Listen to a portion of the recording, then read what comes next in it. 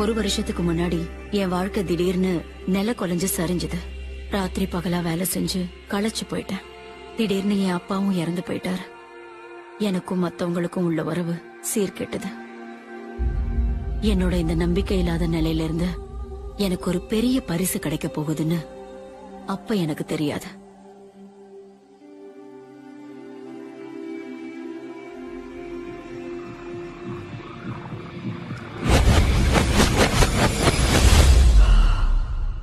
அப்பதான் எனக்கு ஒரு மகத்தான ரகசியத்தோட கணநேர தரிசனம் கிடைச்சது.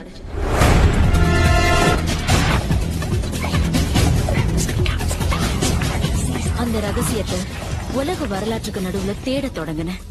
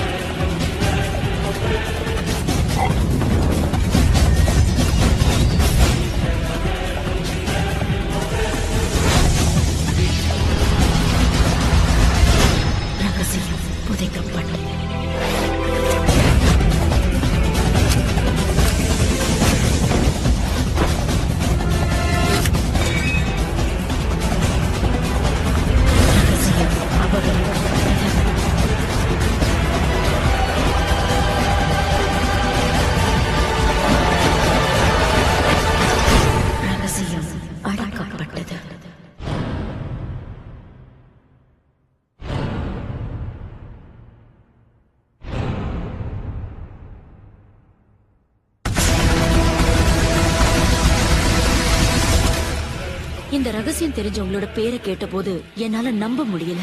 அவங்க எல்லாம் வரலாறு படிச்ச மாமன்.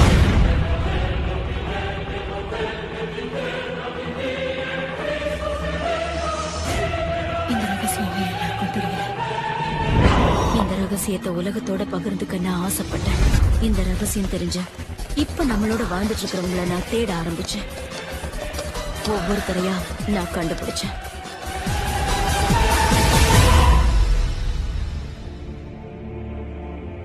நீங்க விரும்புற மகிழ்ச்சி, ஆரோக்கியம், செல்வம் எதுவா இருந்தாலும் ரகசியம் அதை உங்களுக்கு கண்டிப்பா கொடுக்கும். நீங்க விரும்புற எதையும் பெறலாம், செய்யலாம், எதுவாகவும் ஆகலாம். நாம தேர்ந்தெடுக்கிறது எவ்வளவு பெருசா இருந்தாலும் சரி, நாம அதை அடையலாம். நீங்க எந்த மாதிரி வீட்டுல இருக்க ஆசைப்படுறீங்க? நீங்க கோடீஸ்வரர் ஆகணுமா? உங்களுக்கு எந்த மாதிரியான வியாபாரம் வேணும்? நீங்க வெற்றி மேல வெற்றி அடையணுமா? உங்களுக்கு உண்மையில என்ன வேணும்? மக்கள் வாழ்க்கையில நிறைய அற்புதங்கள் நடக்கிறத நான் பார்த்திருக்கேன்.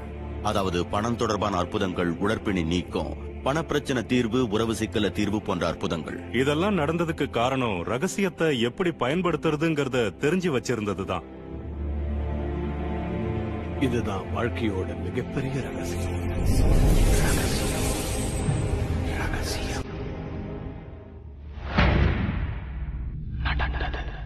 நடந்து கொண்டிருப்பது, நடக்க போவது யாவருக்கும் இந்த ரகசியமே பதிலாய் உள்ளது. அந்த ரகசியம் எதுன்னு நீங்க எல்லாரும் ஆச்சரியத்தோட யோசிச்சுட்டு இருக்கீங்களா? அத நான் புரிஞ்சுக்கிட்ட விதத்துல விளக்கமா சொல்றேன். நாம எல்லாருமே ஒரே மகா சக்தியோட இணைஞ்சுதான் செயல்படுறோம். ஒரே விதிகள் தான் நம்ம எல்லாரையுமே வழி நடத்துது.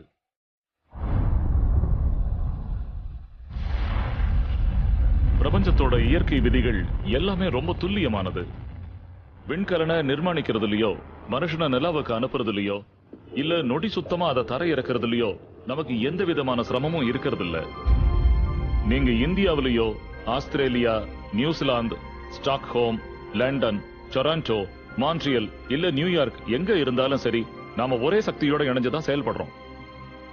ஒரே விதி, அதுதான் ஈர்ப்பு.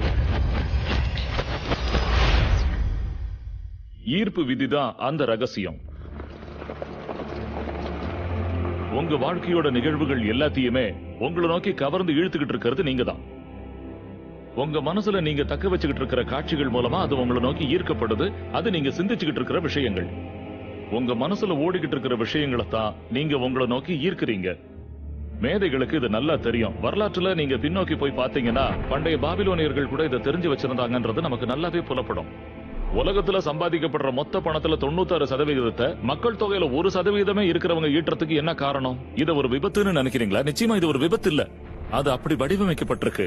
அவங்க ஏதோ ஒண்ணு புரிஞ்சு வச்சிருந்தாங்க. அதுதான் அந்த ரகசியம். இப்போ உங்களுக்கும் அந்த ரகசியம் அறிமுகமாக போகுது. புரியுற மாதிரி சொல்லணும்னா, ஈர்ப்பு விதிங்கிறது என்ன பொறுத்தவரை நான் என்ன ஒரு காந்தமா நினைச்சுக்கிறதுக்கு ஒப்பானது. காந்தம் ஈர்ப்பு சக்தி கொண்டதுன்னு எனக்கு நல்லாவே தெரியும். அடிப்படையில பார்த்தா ஒத்தவை தன்னை ஒத்த வச்சையே கவர்ந்து இழுக்கும்னு ஈர்ப்பு விதி சொல்லுது. ஆனா நாம என்ன தளத்துல ஏங்கிறத பத்தி தான் பேசுறோம். மனுஷங்கன்ற முறையில நாம செய்ய வேண்டியதெல்லாம் நமக்கு தேவையான எண்ணங்களை விடாப்பிடியா பிடிச்சுக்கிட்டு அதை பத்தி நாம முழுசா தெளிவாகணும். அப்படி செய்யும் போது பிரபஞ்சத்தோட சிறந்த நியதி ஒண்ண நாம வரவழைக்கிறோம். அதுதான் ஈர்ப்பு விதி. அதாவது நீங்க சிந்திக்கிற பொருளாவே நீங்க மாறிடுறீங்க. நீங்க எதை நினைக்கிறீங்களோ அதை உங்களை நோக்கி இழுக்கிறீங்க. உங்க மனக்கண்ணால நீங்க பாக்குறது உங்க கைக்கு நிச்சயம் கிடைக்கும். அந்த கோட்பாட்டை நாம விவரிக்கணும்னா அதுக்கு 3 சுலபமான வார்த்தைகள் போதும். எண்ணங்கள் பொருட்களாக பரிணமிக்கும். எண்ணங்கள் குறிப்பிட்ட அலைவரிசைகள்ல பயணம் செய்யுங்கிறத பெரும்பாலான மக்கள் புரிஞ்சுக்கிறதே இல்ல. நம்மால எண்ணங்களை அளவிட முடியும். அதனால நீங்க ஒரே எண்ணங்களை மறுபடி நினைச்சுக்கிட்டே இருந்தீங்கன்னா, புது கார் வாங்கின மாதிரி, நிறைய பணம் கிடைச்ச மாதிரி, புது நிறுவனம் தொடங்கின மாதிரி, வாழ்க்கை துணை கிடைச்ச மாதிரி அந்த நிலையை நீங்க யோசிச்சுக்கிட்டே இருந்தீங்கன்னா நீங்க ஒரு குறிப்பிட்ட அலைவரிசையில வெளிப்படுத்துறதா அர்த்தம். எண்ணங்கள் அந்த காந்த சமிக்கைகளை வெளியே அனுப்பி அதுக்கு இணையானத உங்களை நோக்கி ஈர்க்குது. உங்க வாழ்க்கையில நீங்க எல்லா விதத்திலையும் அபரிமிதமா இருக்கிறதா கற்பனை பண்ணிக்கீங்க. கண்டிப்பா அதை நீங்க ஈர்ப்பீங்க. அது ஒவ்வொரு முறையும் ஒவ்வொருத்தர்கிட்டையும் தப்பாம வேலை செய்யுது. பிரச்சனை இங்கதான் இருக்கு. பெரும்பாலானவங்க தங்களுக்கு என்ன வேண்டாங்கறத பத்தி தான் யோசிக்கிறாங்க. அதுக்கப்புறம் தான் அந்த வேண்டாத விஷயம் திரும்ப திரும்ப ஏன் வருதுன்னு ஆச்சரியப்படுறாங்க. நீங்க ஒரு விஷயத்த நல்லதுன்னு நினைக்கிறீங்களா இல்லையா, அது உங்களுக்கு வேணுமா வேண்டாமா, அது உங்களுக்கு பிடிச்சிருக்கா பிடிக்கலையாங்கிறத பத்தி எல்லாம் ஈர்ப்பு சக்தி கவனிக்கிறது இல்ல. உங்க எண்ணங்களுக்கு ஏத்த மாதிரி அது இயங்குது. உதாரணத்துக்கு, நீங்க உங்க கடன் தொல்லைகளை நினைச்சு நொந்து போய் உட்கார்ந்துருந்தீங்கன்னா இந்த மாதிரி சிமிக்கைகளை தான் நீங்க பிரபஞ்சத்துக்கு அனுப்புறீங்க. எனக்கு இருக்கிற கடன் சுமையை பத்தி நான் கேவலமா நினைக்கிறேன்னு சொல்றதுனால அதை உங்களுக்கு நீங்களே உறுதி செஞ்சுக்கிறீங்க. உங்களோட ஒவ்வொரு அணுவிலையும் அதை உணர்றீங்க. அப்படி இருக்கும்போது கடன் தொல்லை நிச்சயமா வரும். ஈர்ப்பு விதிங்கிறது ரொம்ப கீழ்ப்படிதல் உள்ள விதி. உங்களுக்கு வேணுங்கிறத நினைச்சு நீங்க சிந்திக்கும் போது கடுமையான தீவிரத்தோட அது மேல முழு கவனத்தையும் குவிக்கிறீங்க. அதனால ஈர்ப்பு விதி மிக துல்லியமா ஒவ்வொரு முறையும் அதை உங்ககிட்ட கொண்டு வந்து சேர்க்குது. உங்களுக்கு எது வேண்டாமோ நீங்க அதை பத்தி நினைக்கும் போது, உதாரணத்துக்கு நீங்க தாமதமா போக கூடாதுங்கிறதையே சிந்திக்கும் போது அந்த நிகழ்வுக்கு நீங்களே காரணமாயிடுறீங்க. உங்களுக்கு வேண்டாங்கிறத பத்தி எல்லாம் ஈர்ப்பு விதிக்கு கவலையே இல்ல. அதை உங்ககிட்ட கொண்டு வந்து சேர்த்துரும். மறுபடியும் அதை உங்ககிட்ட கொண்டு வந்து சேர்க்கும்.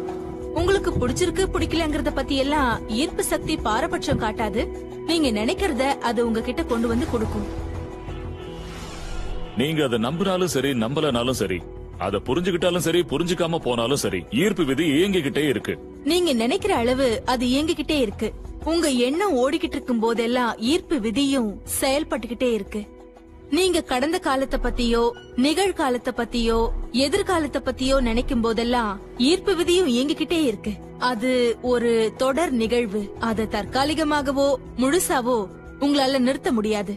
அது தொடர்ந்து இயங்கிக்கிட்டே இருக்கும்.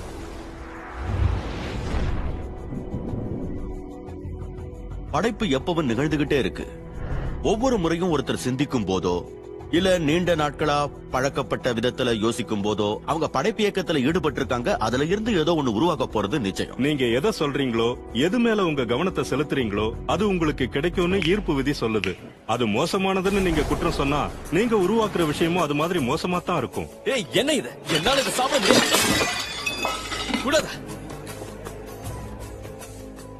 எனக்கு ஒரு மாணவர் இருந்தாரு. அவரு பேரு ராபர்ட். அவரு ஓரின சேர்க்கையாளர். அவரு என்னோட இணையதள வகுப்பு ஒண்ணுல பங்கெடுத்துக்கிட்டு இருந்தாரு. அதனால அவருக்கும் எனக்கும் மின்னஞ்சல் தொடர்பு இருந்தது. அவரு எனக்கு எழுதின மின்னஞ்சல்ல அவரு தன்னோட வாழ்க்கையில வெறுத்து ஒதுக்குற எல்லா யதார்த்தங்களையும் சுட்டி காட்டி இருந்தாரு. சக ஊழியர்கள் அவரை சீண்டுனாங்க. அவங்க அவர்கிட்ட நடந்துகிட்ட விதம் அருவருக்கத்தக்க மாதிரி இருந்ததால அவரு எப்பவும் மன இறுக்கத்தோடயே இருந்தாரு. அவரு தெருவுல நடந்து போகும் போதெல்லாம் இவர மாதிரி ஆட்களை வெறுக்கிற மக்கள் ஏதாவது ஒரு வழியில அவரை துன்புறுத்த நினைச்சாங்க. அவரு ஒரு நகைச்சுவை நடிகனாகணும்னு விரும்பினாரு. ஆனா அவர் ஒவ்வொரு முறை மேடை ஏறும் போதெல்லாம் மக்கள் அவருடைய தன்பால் புணர்ச்சியின் குணத்தை பத்தி கேள்வி மேல கேள்வி கேட்டு துன்புறுத்தினாங்க. அவரோட மொத்த வாழ்க்கையும் சந்தோஷம் இல்லாம துன்பத்தால நிறைஞ்சிருந்தது. அவர் ஒரு தன்பால் புணர்ச்சியாளரா விளங்கிய காரணத்தினால அவரு தாக்கப்பட்டதை சுத்தியே எல்லாம் அமைஞ்சிருந்தது.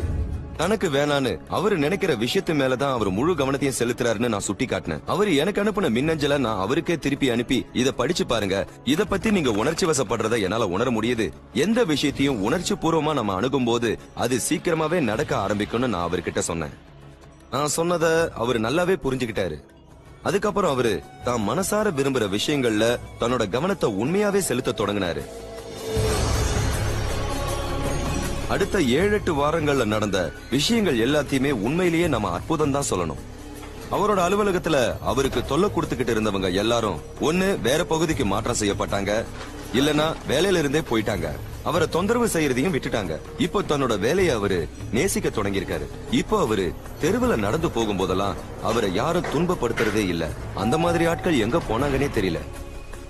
அவரு நகைச்சுவை மேடைகள்ல தோன்றின போது மக்கள் எல்லாரும் எழுந்து நின்னு கை தட்டினாங்க. யாரும் அவரை கேள்வி கேட்டு சங்கடப்படுத்தல.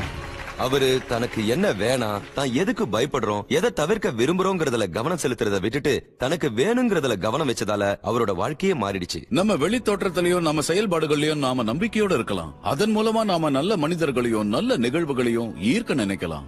அந்த மாதிரி இல்லாம ஒருவேளை நாம கோபமா இருந்தோம்னா அதே மாதிரி கோபமான மக்களையும் மோசமான சந்தர்ப்பங்களையும் தான் நாம நிச்சயமா ஈர்ப்போம். நீங்க உங்களை நோக்கி கவர்ந்து இழுக்கிறது உங்க உணர்வு நிலையில ஆதிக்கம் செலுத்துற எண்ணங்களை தான். அது சுயநினைவோட மேற்கொள்ளப்பட்டதா இருக்கலாம், இல்ல அப்படி இல்லாமலேயும் இருக்கலாம். இங்க அதுதான் சிக்கல். ரகசியத்தை பத்தியோ இல்ல மனுஷனோட ஆற்றலை பத்தியோ அல்லது தினசரி வாழ்க்கையில நம்ம நோக்கங்களுக்கு இருக்கிற சக்தியை கவனிச்சீங்கன்னா அது நம்மள சுத்தி இருக்கிறத பார்க்கலாம். நாம செய்ய வேண்டியதெல்லாம் கண்களை நல்லா அகலமா திறந்தா போதும். ஈர்ப்பு விதி எல்லா இடத்திலயும் வியாபிச்சிருக்கு. நீங்க எல்லாத்தையும் உங்களை நோக்கி கவர்ந்து இருக்கிறீங்க. மக்கள், வேலை, சந்தர்ப்பங்கள், ஆரோக்கியம், செல்வ செழிப்பு, கடன், சந்தோஷம், உங்களோட காரு, உங்களோட சமூகம் எல்லாத்தையும் நீங்க ஒரு காந்தம் மாதிரி கவர்ந்து இழுக்கிறீங்க. நீங்க நினைக்கிறது உங்களை வந்தடையுது. உங்களோட மூளையில ஓடுற எண்ணங்களோட வெளிப்பாடுதான் உங்களோட மொத்த வாழ்க்கையும். நான் ஒரு கனவு கோட்டையை கட்டுற பார்வையில இருந்தோ இல்ல ஒரு கோமாளித்தனமான ஒரு கற்பனை தளத்துல இருந்தோ நான் உங்ககிட்ட பேசல. நான் ஒரு ஆழமான அடிப்படை புரிதல் தளத்துல இருந்து தான் உங்ககிட்ட பேசிக்கிட்டு இருக்கேன். குவாண்டம் இயற்பியல் உண்மையிலேயே இந்த கண்டுபிடிப்பத்தா உங்களுக்கு சுட்டி காட்டுது. அதன்படி மனசுங்கிற ஒண்ணு இல்லாம பிரபஞ்சம்னு ஒண்ணு சாத்தியம் இல்லாததுன்னு அது சொல்லுது. நாம எதை உணர்ந்துகிட்டு இருக்கோமோ அதத்தான் மனசு வடிவமைச்சுக்கிட்டு இருக்குங்கிறது தான் உண்மை. உங்களுக்கு அந்த விதி புரியலங்கிறதுனால நீங்க அதை ஒதுக்க வேண்டிய அவசியம் இல்ல. உங்களுக்கு மின்சார சக்தியை பத்தி புரியாம இருக்கலாம். சொல்ல போனா மின்சாரம் என்னங்கிறது யாருக்குமே தெரியாது. ஆனா அதோட பயனை நீங்க அனுபவிக்கிறீங்கல்ல, அது எப்படி இயங்குதுன்னு உங்களுக்கு தெரியுமா? எனக்கு அதை பத்தி ஒண்ணும் தெரியாது. ஆனா எனக்கு ஒரே ஒரு விஷயம் தெரியும். மின்சார சக்தியை பயன்படுத்தி ஒருத்தரோட உணவையும் வேக வைக்கலாம், இல்ல அவரையே வேக வைக்கலாம். ரகசியத்தை பத்தி தெரிஞ்சுக்க ஆரம்பிக்கும் போது பெரும்பாலான சமயத்துல மக்கள் தங்களுக்குள்ள இருக்கிற எதிர்மறையான எண்ணங்களை கண்டு பயந்து போயிடுறாங்க. 2 விஷயத்தை அவங்க நல்லா தெரிஞ்சுக்கணும். ஒண்ணு, எதிர்மறையான எண்ணங்களை காட்டிலும் நேர்மறையான எண்ணங்களுக்கு 100 மடங்கு அதிக சக்தி இருக்குன்னு அறிவியல் பூர்வமா நிரூபிக்கப்பட்டிருக்கிறத அவங்க புரிஞ்சுக்கணும். நமக்கு உண்டாகிற கவலையை இது ஓரளவுக்கு போக்கும். அப்புறம் 2வது என்னன்னா, உங்க எண்ணங்கள் எல்லாமே நினைச்ச உடனேயே கை கூடுறதில்ல. அப்படி நடந்தா நாம பெரிய பிரச்சனையில மாட்டிப்போம். அந்த கால இடைவெளி இருக்கிறதுக்காக கடவுளுக்கு நீங்க நன்றி சொல்லணும். கால தாமதங்கிற ஒண்ணு நம்ம நல்லதுக்குதான். எண்ணங்களை மறுபரிசீலனை செய்யறதுக்கும் தேவைகளை தீர்மானிக்கிறதுக்கும் புதுசா தேர்ந்தெடுக்கவும் அது அனுமதிக்குது. நீங்க உங்க எண்ணங்களை குறிச்சு விழிப்புணர்வு அடைஞ்சு அதை கவனமா தேர்ந்தெடுத்து அது மூலமா சந்தோஷமா இருக்க விரும்பலாம். ஏன்னா உங்க சொந்த வாழ்க்கையில பெருமை மிக்க படைப்புன்னு சொல்லணும்னா அது நீங்க தான். சொல்ல போனா உங்க வாழ்க்கையோட மைக்கேல் ஆஞ்சலோ நீங்க மட்டும்தான். நீங்க செதுக்கிக்கிட்டு இருக்கிற டேவிட் சிற்பமும் நீங்க தான். உங்க எண்ணங்களால அதை நீங்க செய்றீங்க. இந்த ரகசியம் தெரிஞ்ச கடந்த காலத்துல வாழ்ந்த தலைவர்கள் எல்லாம் இந்த ரகசியத்தை வெளியே யாருக்கும் சொல்றதுக்கு விருப்பப்படல. மக்களுக்கெல்லாம் அவங்க இந்த ரகசியத்தை சொல்லாமையே இருந்தாங்க. மக்கள் வேலைக்கு போனாங்க, தங்களோட வேலையை செஞ்சாங்க, வீட்டுக்கு வந்தாங்க. அவங்களோட வாழ்க்கை மின்சாரம் இல்லாத சக்கரை மாதிரி ஓடிக்கிட்டே இருந்தது. ஏன்னா அந்த ரகசியம் மறைக்கப்பட்டிருந்தது. நாம வாழற பிரபஞ்சத்துல பலவிதமான விதிகள் இருக்கு. புவியீர்ப்பு விசை மாதிரி நீங்க நல்லவரா இருந்தாலும் கெட்டவரா இருந்தாலும் கட்டிடத்துக்கு மேல இருந்து குதிச்சீங்கன்னா கீழே விழறது நிச்சயம். உங்க வாழ்க்கையில இப்ப உங்களை சூழ்ந்திருக்கிற எல்லா விஷயமும் நீங்க குறை சொல்ற விஷயங்கள் உட்பட நீங்க ஈர்த்ததுதான். உங்க முகத்தை செவக்க வைக்கிற அளவுக்கு ஒரு உண்மையை நான் சொல்ல போறேன். அது உங்களுக்கு நிச்சயம் பிடிக்காது. உடனே நீங்க என்ன சொல்லுவீங்க? அந்த கார் விபத்தை நான் ஈர்க்கல, எனக்கு தலைவலி கொடுக்கிற இந்த வாடிக்கையாளரை நான் ஈர்க்கல, இப்ப எனக்கு இருக்கிற கடன் சுமைய நான் ஈர்க்கல அப்படின்னு கற்பனையான ஒரு விஷயத்தை என்கிட்ட நீங்க சொல்ல போறீங்க. ஆனா இப்ப நான் முகத்துல அடிச்ச மாதிரி சொல்ல போற உண்மை என்னன்னா, அதையெல்லாம் ஈர்த்தது நீங்க தான். இந்த கருத்து தான் இருக்கிறதுலயே புரிஞ்சுக்கிறதுக்கு கொஞ்சம் கஷ்டம். ஆனா நீங்க இதை ஏத்துக்கிட்டீங்கன்னா உங்களோட வாழ்க்கையில இது ஒரு பரிபூர்ண மாற்றத்தை உண்டாக்குங்கிறதுல சந்தேகமே இல்ல. நம்மள பலர் தெரியாமையே கவர்ந்து இழுக்கிறோம். அது மேல நமக்கு எந்த கட்டுப்பாடும் இல்லன்னு நினைக்கிறோம். நம்மளோட எண்ணங்களும் உணர்வுகளும் ஒரு தானியங்கி இயக்கத்துக்கு தள்ளப்படுது. அதனால நம்மள நோக்கி ஈர்க்கப்படுறதெல்லாம் தன்னிச்சையா அமையுது. இத நீங்க இப்பதான் முதல் முறையா கேக்குறீங்கன்னா, என்னது நான் என்னோட எண்ணத்தை கண்காணிக்கணுமா, இது பெரிய வேலையா இருக்கும் போல இருக்கேன்னு நினைப்பீங்க. முதல்ல அந்த மாதிரி நமக்கு தோன்றினாலும் அங்க இருந்துதான் வாழ்க்கை களகட்ட போகுது. நம்ம மனசுல தோன்ற எல்லா எண்ணங்களையும் கண்காணிக்கிறது இயலாத காரியம். ஒரு நாளைக்கு 60,000 எண்ணங்கள் நம்ம மனசுல தோன்றதா ஆய்வாளர்கள் சொல்றாங்க. அவ்வளவு எண்ணங்களை கட்டுப்படுத்துற நாம எவ்வளவு களைப்படைவோம் தெரியுமா? அதிர்ஷ்டவசமா அதுக்கு சுலபமான ஒரு வழி இருக்கு. அதுதான் நம்மோட உணர்வுகள். நாம என்ன நினைச்சுக்கிட்டு இருக்கோங்கிறத நம்ம உணர்வுகள் நமக்கு காட்டி கொடுத்துரும். உங்களோட எண்ணங்கள் தான் உங்க உணர்வுகளை உருவாக்குது. நாம நமக்குள்ள என்ன நினைச்சுக்கிட்டு இருக்கோங்கிறத நாம தெரிஞ்சுக்கிறதுக்கு நமக்கு கிடைச்சிருக்கிற பரிசு தான் நம்மளோட உணர்வுகள். உங்க உணர்வுகளை பத்தி கொஞ்சம் நினைச்சு பாருங்க. உங்ககிட்ட நல்ல உணர்வுகளும் இருக்கு, மோசமான உணர்வுகளும் இருக்கு. இந்த ரெண்டுத்துக்கும் உள்ள வேறுபாடு உங்களுக்கு நல்லாவே தெரியும். ஏன்னா அதுல ஒண்ணு உங்களை நல்லதையே உணர வைக்கும். மனச்சோர்வு, கோபம், காழ்ப்புணர்வு, குற்ற உணர்வு, இது மாதிரியான உணர்வுகள் உங்களுக்கு நிச்சயமா ஊக்கம் அளிக்காது. அதெல்லாம் மோசமான உணர்வுகள். வேற ஒரு நிலையில இருந்து நீங்க அத மோசமான அலைவரிசை இல்லனா மோசமான அதிர்வுகள்னு கூட சொல்லலாம். இன்னொரு பக்கம் பாத்தீங்கன்னா உங்ககிட்ட நல்ல உணர்ச்சிகளும் நல்ல உணர்வுகளும் இருக்கு. அது உங்களோட நல்ல உணர்வுகளை தூண்டுறதுனால அது ஏற்படும் போது உங்களுக்கு தெரியும். பரவசம், மகிழ்ச்சி, நன்றி உணர்வு, அன்பு, இது எல்லாத்தையும் அதுக்கு உதாரணமா சொல்லலாம். ஒவ்வொரு நாளும் இப்படியே இருந்தா எப்படி இருக்கும்னு கற்பனை பண்ணி பாருங்களேன். நல்ல உணர்வுகளை கொண்டாடும் போது நீங்க இன்னும் அதிகமான நல்ல உணர்வுகளையும் அதை ஏற்படுத்துற விஷயங்களையும் கவர்ந்து இழுக்கிறீங்க. அதை செய்யறது ரொம்ப ரொம்ப சுலபம். இப்ப எப்படி உணர்றீங்கன்னு கேட்டா, நான் மகிழ்ச்சியா உணர்றேன்னு சொல்றீங்களா? நல்லது, அதையே தொடர்ந்து செய்யுங்க. நாம எல்லாரும் சரியான திசையில திட்டமிட்டபடிதான் போய்கிட்டு இருக்கோமா இல்லையாங்கிறத நமக்கு உணர்த்துற அறிவிப்பு கொடிகள் தான் உணர்வுகள். நீங்க நல்ல உணர்வோட இருந்தா உங்க விருப்பங்களோட ஒத்து போற விதத்துல உங்க வருங்காலத்தை கட்டி எழுப்புறீங்கன்னு அர்த்தம். ஆனா நீங்க மோசமான உணர்வோட இருந்தா உங்க வருங்காலம் அதுக்கு எதிர்மறையா அமையும். உங்க தினசரி வேலைகளை நீங்க செஞ்சுக்கிட்டு இருக்க ஒவ்வொரு நொடியும் ஈர்ப்பு விதி இயங்கிக்கிட்டு இருக்கு. நாம சிந்திச்சுட்டு இருக்கிற, உணர்ந்துட்டு இருக்கிற ஒவ்வொன்னும் நம்ம வருங்காலத்தை உருவாக்கிட்டு இருக்கு. நீங்க கவலைப்பட்டுட்டு இருந்தாலோ இல்ல பயந்தாலோ நீங்க நாள் முழுக்க அதே உணர்வை உங்களை நோக்கி ஈர்ப்பீங்க.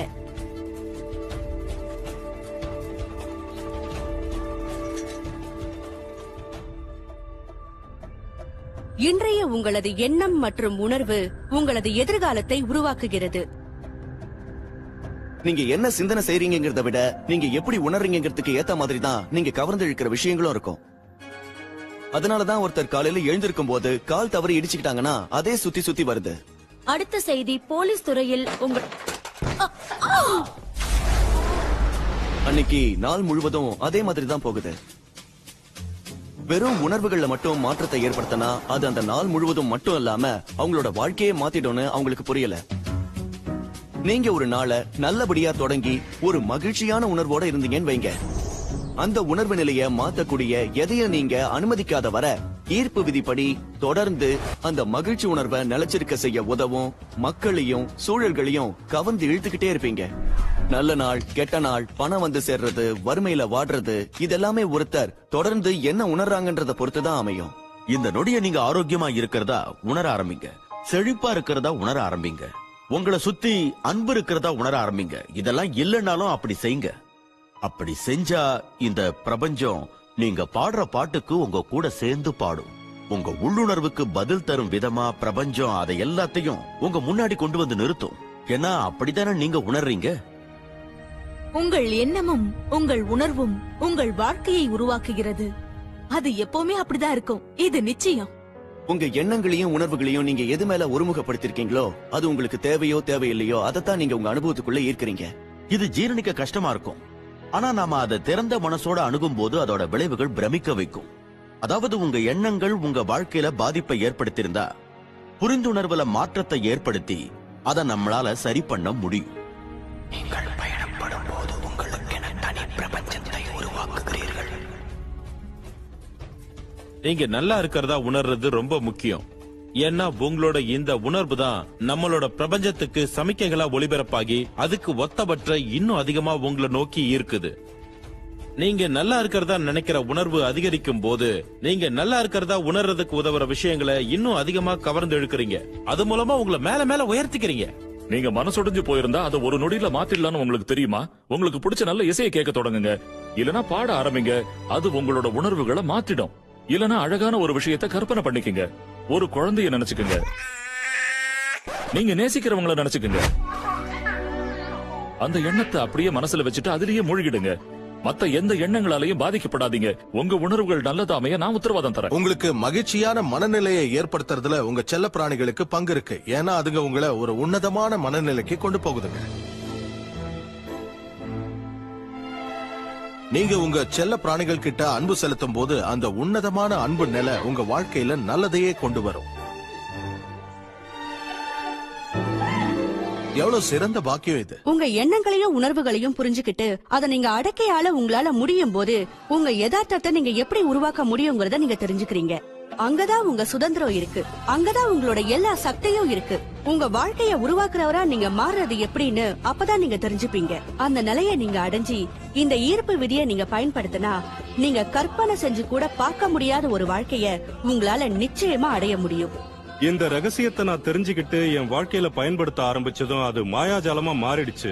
ஒவ்வொருத்தரும் கனவு காண்ற வாழ்க்கையை நான் தினசரி வாழ்ந்துகிட்டு வரேன். என் மாளிகையோட மதிப்பு $4.5 மில்லியன். அன்பான மனைவி எனக்கு கிடைச்சிருக்கா. விடுமுறையை கொண்டாட நான் உலகத்துல இருக்கிற எல்லா இடத்துக்கும் போயிருக்கேன். மலைகள்ல ஏறி இருக்கேன். சாகச பயணங்கள் செஞ்சிருக்கேன். இது எல்லாமே நடந்ததுக்கும் நடந்துகிட்டு இருக்கிறதுக்கும் காரணம் என்னன்னு பாத்தீங்கன்னா நான் அந்த ரகசியத்தை தெரிஞ்சுக்கிட்டதுதான். அற்புதமான வாழ்க்கைங்கிறது நிச்சயமா சாத்தியமான ஒண்ணுதான். வாழ்க்கைனாலே அப்படித்தானே இருக்கணும். ரகசியத்தை பயன்படுத்தினா உங்களோட வாழ்க்கையும் சிறப்பா அமையும்.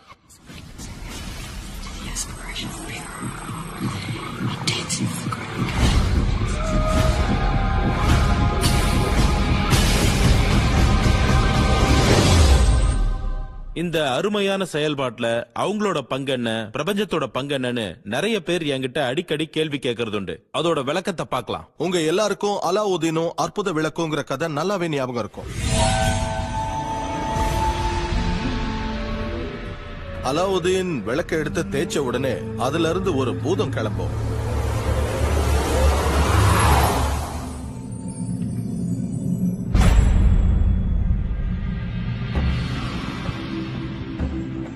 அந்த பூதம் எப்பவும் ஒண்ணு சொல்லும், உங்களோட விருப்பம் தான் எனக்கு கட்டளை. இப்ப நமக்கு சொல்லப்படுற அலாவுதீன் கதையில வர பூதம் 3 கட்டளையை தான் நிறைவேற்றும். ஆனா இந்த கதையோட மூலம் வரைக்கும் போய் பார்த்தா கட்டளைகளுக்கு கணக்கே இல்லைங்கிறது தெளிவா புரிய வரும். அத பத்தி கொஞ்சம் யோசிச்சு பாருங்க. இப்போ இந்த உருவ கதையை எடுத்து நம்மளோட வாழ்க்கையில நாம பொருத்தி பார்க்கலாம். இந்த கதையில தனக்கு வேணுங்கிறத எப்பவுமே அலாவுதீன் தான் கேக்குறாங்கிறத நாம ஞாபகம் வச்சுக்கணும். இன்னொரு பக்கம் அந்த பூதத்துக்கு பாரம்பரியமா நாம பல பேர்களை வச்சுக்கிட்டு வந்திருக்கோம். தேவரட்சகன், பரபிரம்மம், இப்படி பல பேர்களை கொடுத்திருக்கோம். உங்களுக்கு எது பிடிச்சிருக்கோ அதை நீங்க தேர்ந்தெடுத்துக்கலாம். ஆனா ஒவ்வொரு பாரம்பரியமும் நம்மளை விட பெரிய சக்தி ஒண்ணு இருக்குங்கிறத சொல்லிக்கிட்டு வந்திருக்கு. அந்த பூதம் எப்பவும் ஒண்ணுதான் சொல்லும், உங்களோட விருப்பம் தான் எனக்கு கட்டளை. உருவகப்படுத்துற செயல்முறை இருக்கு. அது 3 படிகளை கொண்டது. அந்த மகத்தான செயல்முறை உருவாகி 2000 வருஷம் ஆகுது. முதல் படி கேக்குறது. பிரபஞ்சத்துக்கு நீங்க ஆணையிடுங்க. உங்களுக்கு என்ன தேவைங்கிறது இந்த பிரபஞ்சத்துக்கு தெரியட்டும். உங்க எண்ணங்களுக்கு இந்த பிரபஞ்சம் செயல்படை அளிக்கும்.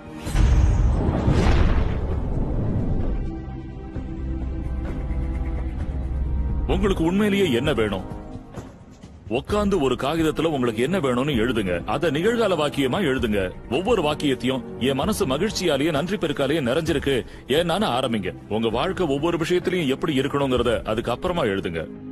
இது ரொம்ப சுவாரஸ்யமானது. இது பிரபஞ்சத்தை பொருட்பட்டியலா வச்சுக்கிறதுக்கு ஒப்பானது. அந்த பட்டியலை புரட்டி எனக்கு இந்த அனுபவம் வேணும், அந்த பொருள் வேணும், அந்த நபர் மாதிரி ஒருத்தர் வேணும்னு நீங்க கேட்கலாம். பிரபஞ்சத்துக்கிட்ட உங்களுக்கு தேவையான விஷயங்களை நீங்க கேக்குறீங்க. அந்த அளவுக்கு இது ரொம்ப சுலபம். ரெண்டாவது படி நம்புறது. நீங்க விரும்புறது ஏற்கனவே உங்களுக்கு சொந்தமாயிடுச்சுன்னு நம்புங்க. நான் அதை அசைக்க முடியாத நம்பிக்கைன்னு சொல்லுவேன். அது கண்ணுக்கு புலப்படாதது மேல இருக்கிற நம்பிக்கை. உங்களோட விருப்பம் தான் எனக்கு கட்டல. நீங்க கேட்கறத செஞ்சு கொடுக்கறதுக்காக இந்த பிரபஞ்சம் தன்னோட இருத்தலையே இடம்பெயர செய்ய துவங்குது. நமக்கு என்ன வேணுங்கிற நம்மளோட விருப்பத்தை நாம ஒரு நாளும் நமக்குள்ள அனுமதிக்கிறது இல்ல. அது உருவாகிறத பார்க்க முடியாததுதான் அதுக்கு காரணம். இத பத்தி நீங்க கொஞ்சம் ஆராய்ச்சி செஞ்சு பாத்தீங்கன்னா ஒரு விஷயம் மட்டும் உங்களுக்கு ரொம்ப நல்லாவே புரியும். வரலாற்றுல சாதனை செஞ்ச யாருக்குமே அவங்க எப்படி அந்த சாதனையை செய்ய போறாங்கன்னு தெரிஞ்சிருக்காது. ஆனா செய்ய போறோன்னு மட்டும் தெரிஞ்சிருக்கும். அது எப்படி வரப்போறதுங்கறத பத்தி நீங்க தெரிஞ்சு வச்சிருக்க வேண்டாம். பிரபஞ்சம் எப்படி இடம் மாறுதுங்கிறதையும் நீங்க தெரிஞ்சுக்க வேண்டாம். ரகசியத்தை பயன்படுத்தினா கண்டிப்பா அதை நீங்க ஈர்ப்பீங்க. அது அப்படி வடிவமைக்கப்பட்டிருக்கு. நாம பிரபஞ்சத்துக்கிட்ட விண்ணப்பம் செஞ்சிருந்தத நம்மளால பார்க்க முடியலன்னா பெரும்பாலான சமயங்கள்ல நமக்கு வெறுப்பு ஏற்படுது, சந்தேகம் தலை தூக்க தொடங்குது. அந்த சந்தேகம் நமக்கு ஏமாற்ற உணர்வை உண்டாக்குது. அதை தூக்கி எறிங்க. அந்த ஏமாற்ற உணர்வு ஏற்படுறது தவிர்க்க முடியாததுன்னு புரிஞ்சுகிட்டு அதுக்கு பதிலா அந்த இடத்துல நான் கேட்டது வந்துகிட்டு இருக்குங்கிறது எனக்கு தெரியும்னு அசைக்க முடியாத நம்பிக்கை உணர்வை அரியணை ஏத்துங்க. இந்த செயல்பாட்டுல கடைசி படியான மூன்றாவது படி பெறுதல். நீங்க கேட்டது கிடைக்கும் போது உங்களுக்கு ஏற்பட போற உணர்வை பத்தி அற்புதமா உணரத் தொடங்குங்க. இந்த செயல்முறையில நல்லா இருக்கிறதா உணர்றதும் மகிழ்ச்சியா இருக்கிறதும் ரொம்ப முக்கியம். ஏன்னா நீங்க மகிழ்ச்சியா இருக்கும் போதுதான் உங்களுக்கு என்ன வேணுமோ அந்த அலைவரிசையில உங்களை நீங்க வைக்கிறீங்க. இந்த பிரபஞ்சம் ரொம்ப உணர்வு பூர்வமானது. நீங்க வெறும் அறிவுபூர்வமா ஒரு விஷயத்த நம்புனீங்கன்னா அதுல உங்களுக்கு உணர்வு பூர்வமான அடித்தளம் எதுவும் இல்லாம இருந்ததுன்னா வாழ்க்கையில அதை கவர்ந்து இழுக்கிறதுக்கான போதுமான சக்தி உங்ககிட்ட இருக்காது. அதனால நீங்க அதை உணரணும்.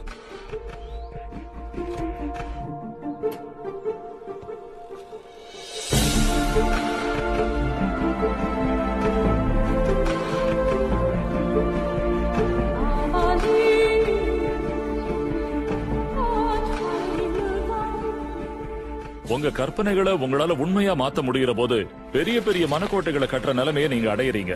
அதத்தான் நாம எல்லாரும் படைப்பு இயக்க செயல்பாடுன்னு சொல்றோம். ஈர்ப்பு விதியை படிச்சு தெரிஞ்சுக்கிட்டு அதை பயன்படுத்தினா நீங்க விரும்புற ஒரு விஷயத்த இப்பவே அடைஞ்சிட்ட ஒரு உணர்வை உண்டாக்க எது தேவைங்கிறத நீங்க கண்டுபிடிக்க அது உங்களுக்கு உதவும். கடைக்கு போய் பிடிச்ச காரை ஓட்டி பாருங்க. நீங்க வாங்க விரும்புற வீட்டை முழுமையா சுத்தி பாருங்க.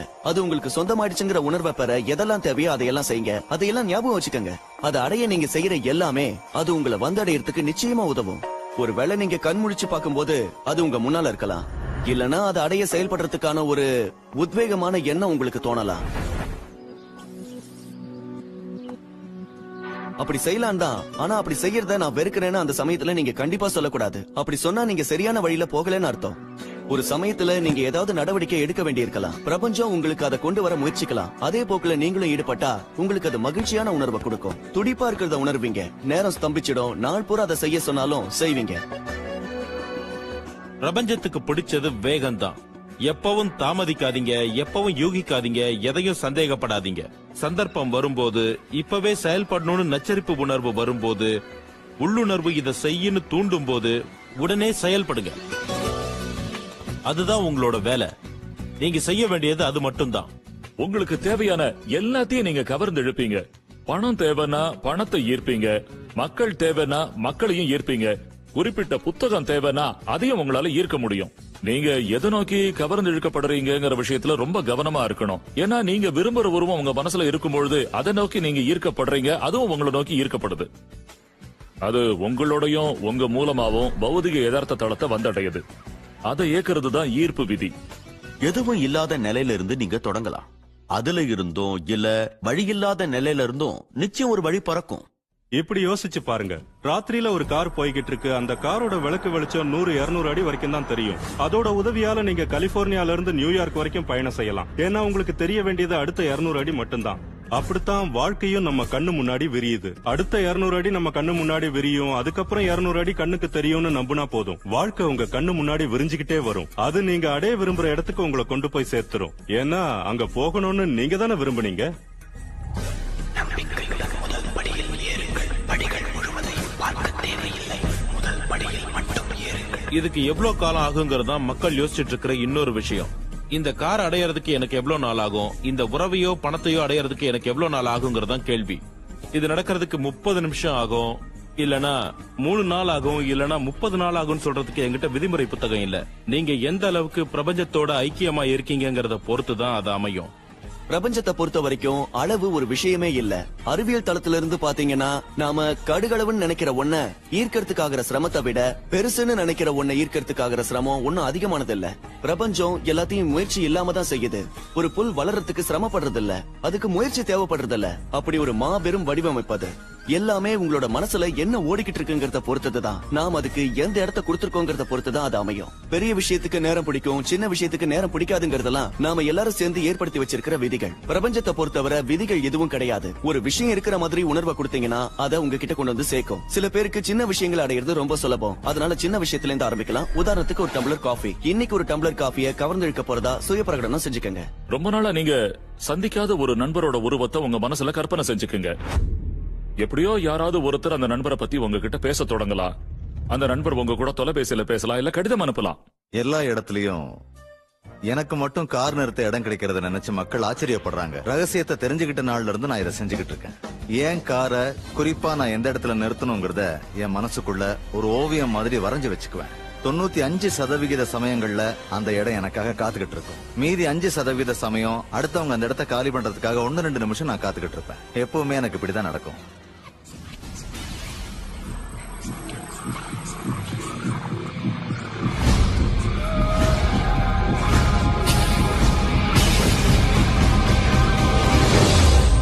ஏராளமான மக்கள் நிகழ்காலத்தோட சூழல் கைதிகளா, முடக்கப்பட்டவர்களா, நல்லா மாட்டிக்கிட்டவங்களா உணர்றாங்க. இந்த மாதிரி சமயத்துல உங்களோட சூழல் எதுவா இருந்தாலும் சரி, அது உங்களோட தற்போதைய யதார்த்தம் தான் நான் சொல்லுவேன். அந்த தற்போதைய யதார்த்தத்துல நீங்க அந்த மாபெரும் ரகசியத்தை பயன்படுத்த தொடங்குறதன் விளைவா மாற்றம் ஏற்பட போகுது. உங்களுடைய சூழ்நிலையை நீங்க மாத்தணும்னா முதல்ல நீங்க உங்க சிந்தனைய மாத்திக்கணும். உங்களுக்கு வரும் கடிதங்கள்ல ஒவ்வொரு முறையும் நீங்க ஏதாவது ஒரு பில் இருக்கும்னு எதிர்பார்த்தீங்கன்னா என்ன நடக்கும்? கண்டிப்பா அது அங்க இருக்கும். பில் இருக்குமோங்கிற பயத்திலேயே நீங்க ஒவ்வொரு நாளும் வெளியே போறீங்க. சிறந்த விஷயம் எதையும் நீங்க எதிர்பார்க்கறது இல்ல. நீங்க கடனை பத்தியே சிந்திக்கிறீங்க, கடனை எதிர்பார்க்கறீங்க. அதனால கடன் தலை காட்ட தானே செய்யும்.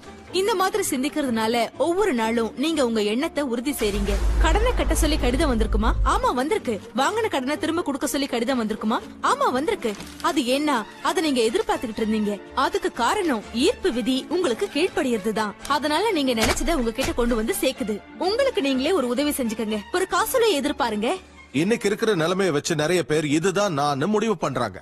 அது நீங்க இல்ல, அது நீங்களா இருந்தவர். உதாரணத்துக்கு இன்னைக்கு இருக்கிற நிலைமையில உங்க வங்கி கணக்குல போதுமான அளவுக்கு பணம் இல்லன்னு, நீங்க விரும்புற உறவு உங்ககிட்ட இல்லன்னு, நீங்க ஆரோக்கியமா இல்லன்னு வச்சுக்கலாம். அது இப்ப இருக்கிற நீங்க இல்ல, அது உங்க கடந்த கால எண்ணங்கள் மற்றும் செயல்களோட எச்சம். அதனாலதான் எப்போதும் கடந்த காலத்துல நாம செஞ்ச செயல்கள் மற்றும் எண்ணங்களோட எச்சத்திலேயே தொடர்ந்து வாழ்ந்துகிட்டு இருக்கோம். உங்களோட தற்போதைய நிலைமைய பார்த்து அதை வச்சு நீங்க உங்களை விவரிச்சுக்கிட்டீங்கன்னா எதையுமே பெற முடியாத படுகொழில நீங்களே விழறீங்கன்னு அர்த்தம்.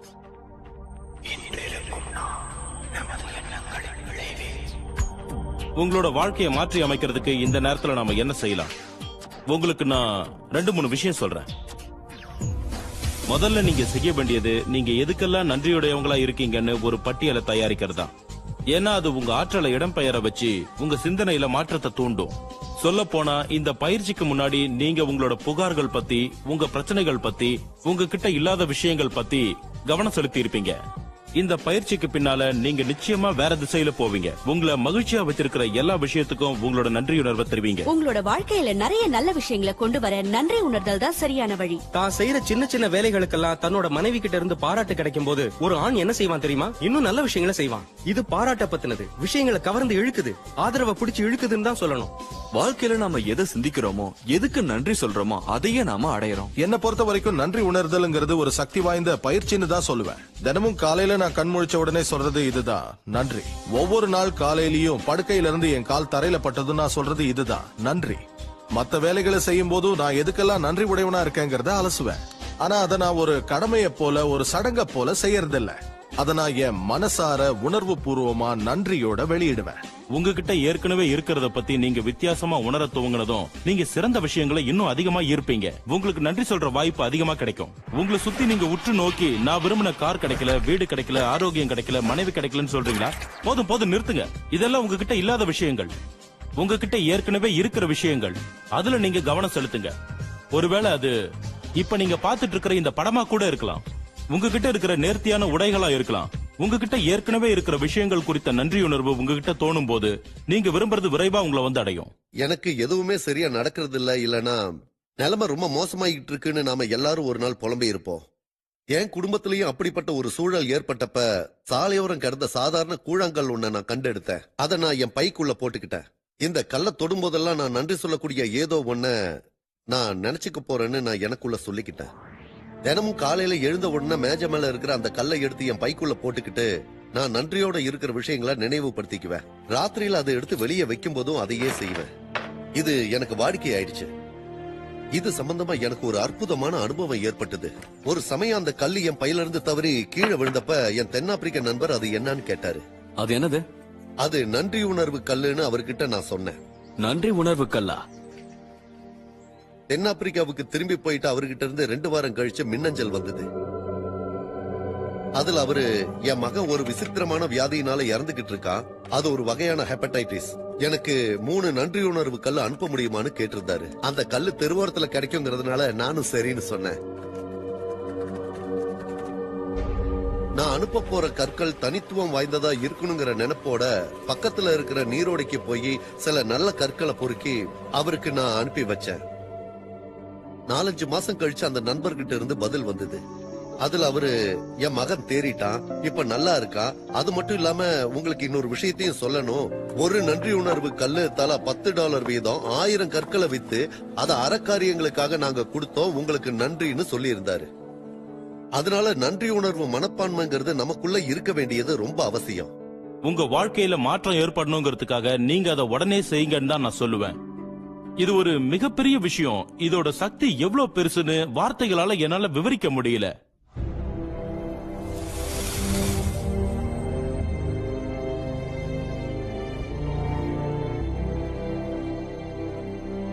நான் அப்போலோ விண்வெளி திட்டத்துல இருந்து இந்த அகக்காட்சி படைப்பு செயல்முறையை கடன் வாங்கி 1980கள்லயும் 90கள்லயும் ஒலிம்பிக் திட்டத்துல அதை இணைச்சேன்.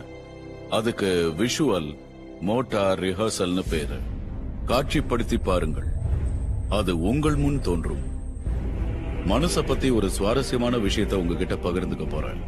நாங்க ஒலிம்பிக் ஓட்டக்காரர்கள் சிலரை தேர்ந்தெடுத்து அவங்க பங்கேற்கவிருந்த ஒலிம்பிக் நிகழ்ச்சிகள்ல ஓடுவத அவங்க மனசுல காட்சியா கற்பனை செய்யும்படி சொன்னோம். அவங்க ஓடு தளத்துல ஓடும் போது எந்த தசைகள் எந்த வரிசை கிரமத்துல செயல்படுமோ அதே மாதிரி அவங்க கற்பனையா ஓடும் போதும் செயல்பட்டதை கண்டு பிரமிச்சு போயிட்டோம். இது எப்படி சாத்தியம்? ஏன்னா அது உண்மையா நடக்குதா இல்லனா கற்பனையில நடக்குதான்னு மனசால வேறுபடுத்தி பார்க்க முடியாது. உங்களால மனசுக்குள்ள நுழைய முடியும்னா நிச்சயமா உடம்புக்குள்ளேயும் நுழைய முடியும். நீங்க அகக்காட்சி படைப்புல ஈடுபட்டுகிட்டு இருக்கும் போது, அத உங்க மனசுல அப்படியே ஓட விட்டுக்கிட்டு இருக்கும் போது, எப்பவுமே உங்க மனசுல கடைசி விளைவை நினைச்சுக்கிட்டே செய்யுங்க.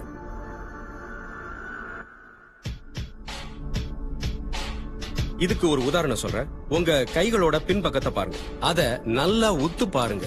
உங்க தோலோட நிறத்தை, சுருக்கங்களை, ரத்த நாளங்களை, வளையங்களை, விரல் நகங்களை நல்ல நுணுக்கமா பாருங்க. இப்போ உங்க கைகளை மெதுவா மூடுங்க. அப்படி மூடுறதுக்கு முன்னாடி உங்க கை விரல்கள் உங்க புது காரோட ஸ்டியரிங்க பிடிச்சுக்கிட்டு இருக்கிறத உங்களால பார்க்க முடியும்.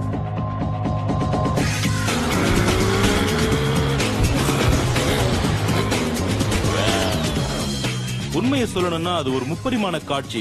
எல்லாருக்கும் அது நல்ல அனுபவமா விளங்கும். அந்த கணத்துல அதுதான் நிஜங்கிற மாதிரி உங்ககிட்ட ஏற்கனவே அது இருக்குங்கிற உணர்வால நமக்கு எதுக்கு புது காரணம் நீங்க வியக்கிற அளவுக்கு தத்ரூபமா அது அமையும். அகக்காட்சி படைப்போ எண்ணங்களோ மட்டும் இல்ல, உணர்வு தான் உண்மையிலேயே ஈர்ப்பை உண்டாக்குது. இப்படித்தான் நிறைய பேர் நான் நன்னம்பிக்கை காட்சிகளை சிந்திச்சாலோ இல்ல எனக்கு வேணுங்கிறத அந்த காட்சியில படைச்சாலோ போதும்னு நினைக்கிறாங்க. ஆனா அப்படி செஞ்ச பிறகு அபரிமிதமா இருக்கிறதாவோ அன்புடனோ மகிழ்ச்சியுடனோ இருக்கிறதாவோ நீங்க உணரலன்னா என்ன பொறுத்த வரைக்கும் அது ஈர்ப்பு சக்தியை உண்டாக்காதுன்னு தான் நான் சொல்லுவேன். இந்த இடத்துலதான் ரகசியம் உண்மையிலேயே செயல்பட ஆரம்பிக்குது.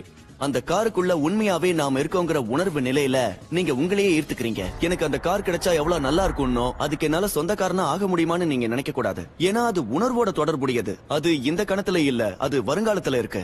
அந்த உணர்வுலயே நீங்க நிலைச்சிருந்தா அது எப்பவும் வருங்காலத்துல தான் இருக்கும். சந்தோஷத்தை அனுபவிங்க, மகிழ்ச்சியை கொண்டாடுங்க. அந்த இருட்டு அறைக்குள்ள அது முட்டாள்தனமா கூட தோணலாம். நல்ல உற்சாகமா அதை செயல்படுத்துங்க, தயங்காம செய்யுங்க. நிறைய பேரு தயக்கத்தோட நான் இதை செய்யணுமான்னு கேட்பாங்க. மாற்றம் வேணும்னா இதை செஞ்சுதானே ஆகணும்.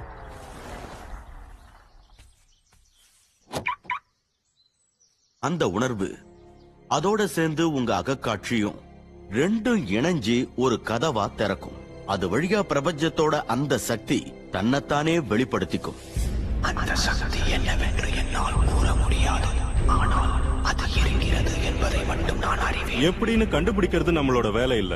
எதுங்கிறதுல காட்டப்படுற நம்பிக்கை மற்றும் அர்ப்பணிப்பு மூலமா எப்படிங்கிறது வெளிப்படும். எப்படிங்கிறது பிரபஞ்சத்தோட அதிகார எல்லைக்குட்பட்டது. உங்களோட கனவை நீங்க சுருக்கமாவும் விரைவாவும் இணக்கமாவும் சென்றடையக்கூடிய வழிய பிரபஞ்சம் நல்லா தெரிஞ்சு வச்சிருக்கோம். நீங்க பிரபஞ்சத்துக்கிட்ட ஒரு விஷயத்தை ஒப்படைச்சிட்டா அது உங்ககிட்ட கொண்டு வந்து சேர்க்கப்படும் விதத்தை பார்த்து கண்டிப்பா ஆச்சரியமும் திகைப்பும் அடைவீங்க. இங்கதான் மாயாஜாலங்களும் அற்புதங்களும் நடக்குது. இதை நீங்க தினமும் செய்யணும்னு நினைக்கிறதுல எந்த தப்பும் இல்ல. ஆனா அது ஒரு சடங்கா சலிப்பூட்டும் வேலையா உங்களுக்கு ஆகிடக்கூடாது. ரகசியத்தை பொறுத்தவரை முக்கியமான விஷயம் என்னன்னு பாத்தீங்கன்னா மகிழ்ச்சியான மனநிலை. இந்த மொத்த செயல்முறையும் உங்களை மகிழ்ச்சி கடல்ல ஆழ்த்தணும். எவ்வளவு முடியுமோ அவ்வளவு உவகையுடனும் இசைவுடனும் அதி உத்வேகத்துடனும் நீங்க இருக்கணும். இப்படிப்பட்ட ஒரு மாயாஜால வாழ்க்கை வாழறவங்களுக்கும் அப்படி வாழாதவங்களுக்கும் நடுவுல ஒரே ஒரு வித்தியாசம் தான் இருக்கு. இந்த மாதிரி மாயாஜால வாழ்க்கை வாழறவங்க சில நியதிகளை ஏற்படுத்திக்கிட்டவங்க. அவங்க ஈர்ப்பு விதியை பயன்படுத்துற வித்தைய கத்துக்கிட்டவங்க. அதனால அவங்க போற இடமெல்லாம் மாயாஜாலம் நடக்குது. ஏன்னா அவங்க அதை பயன்படுத்த மறக்கிறது இல்ல. ஏதோ ஒரு முறை மட்டும் பயன்படுத்திட்டு மறந்துடாம எல்லா தடவையும் அதை பயன்படுத்துறாங்க. மக்களோட கவனம் எதுலயுமே கொஞ்ச காலம் தான் நிலைச்சிருக்கும். அவங்க நான் இந்த நிகழ்ச்சியை பார்த்த ரொம்ப உத்வேகத்தோட இருக்கேன், என் வாழ்க்கையை மாத்திக்க போறேன்னு சொல்லுவாங்க. ஆனா எதிர்பார்த்த விளைவுகள் ஏற்படாது. நிலமட்டத்துக்கு கொஞ்சம் கீழே துளிர்த்து வெளியே வர தயாரா இருக்கும். ஆனா அந்த நபர் வெறும் மேல் மட்டத்தை மட்டும் பார்த்துட்டு இது நமக்கு சரி வராதுன்னு சொல்லுவாரு. அதுக்கு பிரபஞ்சம் என்ன பதில் சொல்லும் தெரியுமா? உங்கள் விருப்பம் எனக்கு கட்டளைன்னு சொல்லும். அது துளிர்த்து மேல வரவே வராது. நான் ஈர்ப்பு விதியை பத்தி தெரிஞ்சுக்கிட்ட உடனே அத நான் நடைமுறையில சோதிச்சு பார்த்து என்ன நடக்கும்னு தெரிஞ்சுக்க ஆசைப்பட்டேன். 1995ல நான் அகக்காட்சி பலகைன்னு ஒன்ன உருவாக்குனேன். வாழ்க்கையில நான் சாதிக்க விரும்புற இல்லனா வாழ்க்கையில நான் ஈர்க்க விரும்புற காரு, கை கடிகாரம், என் கனவு வாழ்க்கை துணைவி, அந்த படங்களை எல்லாம் வெட்டி அந்த அகக்காட்சி பலகையில நான் ஒட்டுவேன். ஒவ்வொரு நாளும் அலுவலகத்துல உட்கார்ந்துகிட்டு அந்த பலகையை பார்த்து அகக்காட்சி படைப்பை உருவாக்குவேன். அதோட அதை ஏற்கனவே அடைஞ்சிட்ட மனநிலைக்கு உண்மையிலேயே நுழைவேன். அதுக்கப்புறம் நான் வேற ஒரு இடத்துக்கு குடிபெயர்ந்தேன். என்னோட பொருட்கள் ஒரு அட்டைப்பெட்டியில போட்டு ஒரு இடத்துல வச்சேன். அடுத்த 5 வருஷத்துல நான் 3 இடத்துக்கு மாறினேன். அதுக்கப்புறம் கலிபோர்னியாவுக்கு வந்து இந்த வீட்டை விலைக்கு வாங்கி 1 வருஷம் புதுப்பிச்சு கட்டினேன். இப்போ 5 வருஷத்துக்கு முன்னாடி நான் அட்டைப்பெட்டியில அடைச்சு வச்ச எல்லா பொருட்களையும் இந்த புது வீட்டுக்கு கொண்டு வந்தேன். ஒரு நாள் காலையில என்னோட 5 வயசு மகன் கீனன் என்னோட அலுவலகத்துக்கு வந்தான். 5 வருஷமா திறக்கப்படாத சில பெட்டிகள் வாசலுக்கு பக்கத்துல இருந்தது. என் மகன் கீனன் அந்த பெட்டிகள் மேல ஏறி உட்கார்ந்து காலால எட்டி உதச்சிக்கிட்டு இருந்தான். தயவு செஞ்சு கொஞ்ச நேரம் சும்மா இருக்கிறியா, நான் இங்க வேலை பார்க்கணும்னு சொன்னேன். இந்த பெட்டிகள்ல என்ன இருக்குப்பா? என்னோட அகக்காட்சி பலகைகள் இருக்கு. அகக்காட்சி பலகைகள்னா என்ன? அதுலதான் நான் என்னோட குறிக்கோள்களை குறிச்சு வச்சுக்குவேன். வாழ்க்கையில நான் சாதிக்கணும்னு நினைக்கிற விஷயங்களை அதுல ஒட்டி வச்சுக்குவேன் அப்படின்னு சொன்னேன். ஆனா அவனோட வயசுக்கு நான் சொன்னது புரியல. சரி வா, உனக்கு நான் அதை காட்டுறேன், அப்பதான் உனக்கு தெளிவா புரியும். அவனை பெட்டிக்கிட்ட கூட்டிட்டு போயிட்டு பெட்டியை திறந்தேன். அதுல இருந்த ஒரு அகக்காட்சி பலகையில நான் 5 வருஷத்துக்கு முன்னாடி அகக்காட்சி படைப்புல பார்த்த ஒரு வீட்டோட படம் இருந்தது. எனக்கு அதுல அதிர்ச்சியான விஷயம் என்னன்னா, அந்த படத்துல இருக்கிற வீட்டுல தான் நாங்க இப்ப குடியிருக்கோம். அதே மாதிரி வீடு இல்ல, அதே வீடு. எனக்கு தெரியாமலே நான் என் கனவு வீட்டை வாங்கி குடியேறி இருக்கேன். இதை நான் உணர்ந்ததும் என்னையும் அறியாம நான் அழ ஆரம்பிச்சிட்டேன்.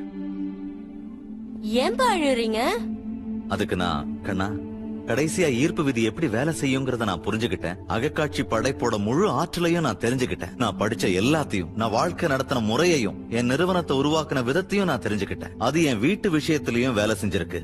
எனக்கு தெரியாமலேயே நான் என் கனவு வீட்டை வாங்கியிருக்கேன். அர்ப்பணை தான் எல்லாம். அது வாழ்க்கையில் வரப்போகும் வசந்தங்களின் கண்ணோட்டம். உங்களுக்கு என்ன வேணுங்கிறத முடிவு பண்ணுங்க. அதை அடைய முடியும்னு நம்புங்க. நீங்க அதுக்கு தகுதியானவர் தான். அதை உங்களால பெற முடியும்னு நம்புங்க. அதுக்கப்புறம் ஒவ்வொரு நாளும் கண்களை நல்லா மூடிக்கிட்டு அகக்காட்சியில அதை அடைஞ்சிட்டா மாதிரி கற்பனை பண்ணி பாருங்க. அது ஏற்கனவே சொந்தமாயிட்டா மாதிரி உணருங்க. அதுக்கப்புறம் அதுல இருந்து வெளியே வந்து நீங்க நன்றி உணர்தலோட இருக்கிற விஷயங்கள் மேல சந்தோஷமா உங்க கவனத்தை செலுத்துங்க. அதுக்கப்புறம் உங்க வேலையை பார்க்க ஆரம்பிக்கிறதுக்கு முன்னாடி அதை பிரபஞ்சத்தோட பொறுப்புல விட்டுருங்க. அது அதை மறுபடியும் கொண்டு வந்து உங்ககிட்ட சேர்க்கும்னு நம்புங்க.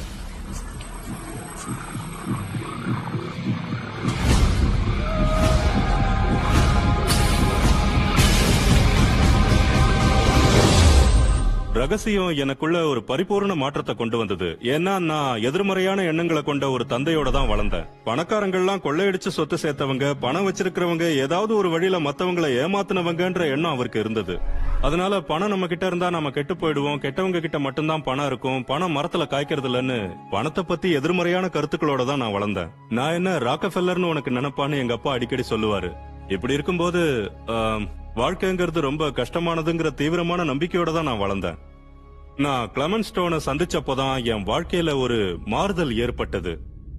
மனித மனம் எதை உருவாக்குகிறதோ அதை அதனால் அடைய முடியும். நான் கிளமெண்ட் கூட வேலை செஞ்சுக்கிட்டு இருந்தப்ப சாதிச்ச உடனே உன்னை பிரமிக்க வைக்கிற அளவுக்கு ஒரு இலக்க நீ நிர்ணயிச்சுக்கன்னு சொன்னாரு. அதை நான் உனக்கு கத்து கொடுத்ததுனாலதான் நீ அதை சாதிச்சேன்னு நம்புற அளவுக்கு அந்த இலக்கு பெருசா இருக்கணும்னாரு.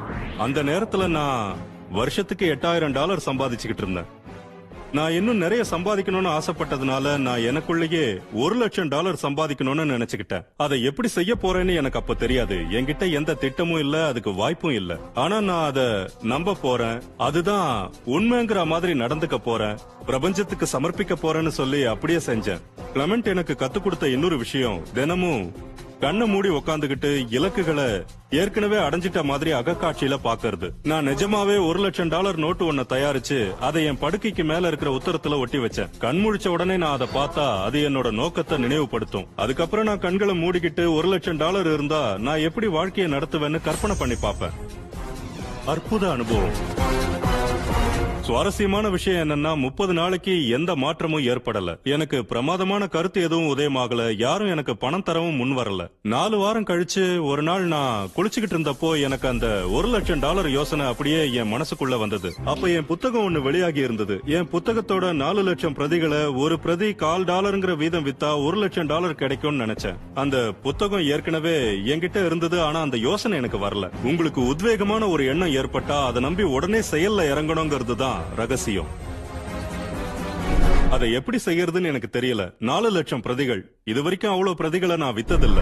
அப்போதான் நேஷனல் என்கொயரர்ங்கிற புத்தகத்தை ஒரு கடையில நான் பார்த்தேன். அதே பத்திரிகை இது வரைக்கும் எனக்கு பின்புலமா தான் தெரிஞ்சிருக்கு. இப்போ அது திடீர்னு கண்ணு முன்னாடி வந்து நிக்கிற மாதிரி இருக்கு. அந்த பத்திரிகையை படிக்கிற எல்லாரும் என் புத்தகத்தை பத்தி தெரிஞ்சுக்கிட்டாங்கன்னா நிச்சயமா 4 லட்சம் பேர் என் புத்தகத்தை வாங்குவாங்க. 6 வாரங்களுக்கு அப்புறம் நியூயார்க்ல ஹண்டர் கல்லூரியில உரை நிகழ்த்த போயிருந்தப்போ ஒரு பெண்மணி என்கிட்ட வந்து, உங்க பேச்சு ரொம்ப அற்புதமா இருந்தது, நான் உங்களை பேட்டி எடுக்கணும், இந்தாங்க என்னோட கார்டு. ஆமா, நீங்க யாருக்கு எழுதுறீங்க? நான் அதிகமா நேஷனல் என்கொயரர் பத்திரிகைக்கு தான் கட்டுரைகள் எழுதிட்டு இருக்கேன் அப்படின்னு அவங்க சொன்னாங்க.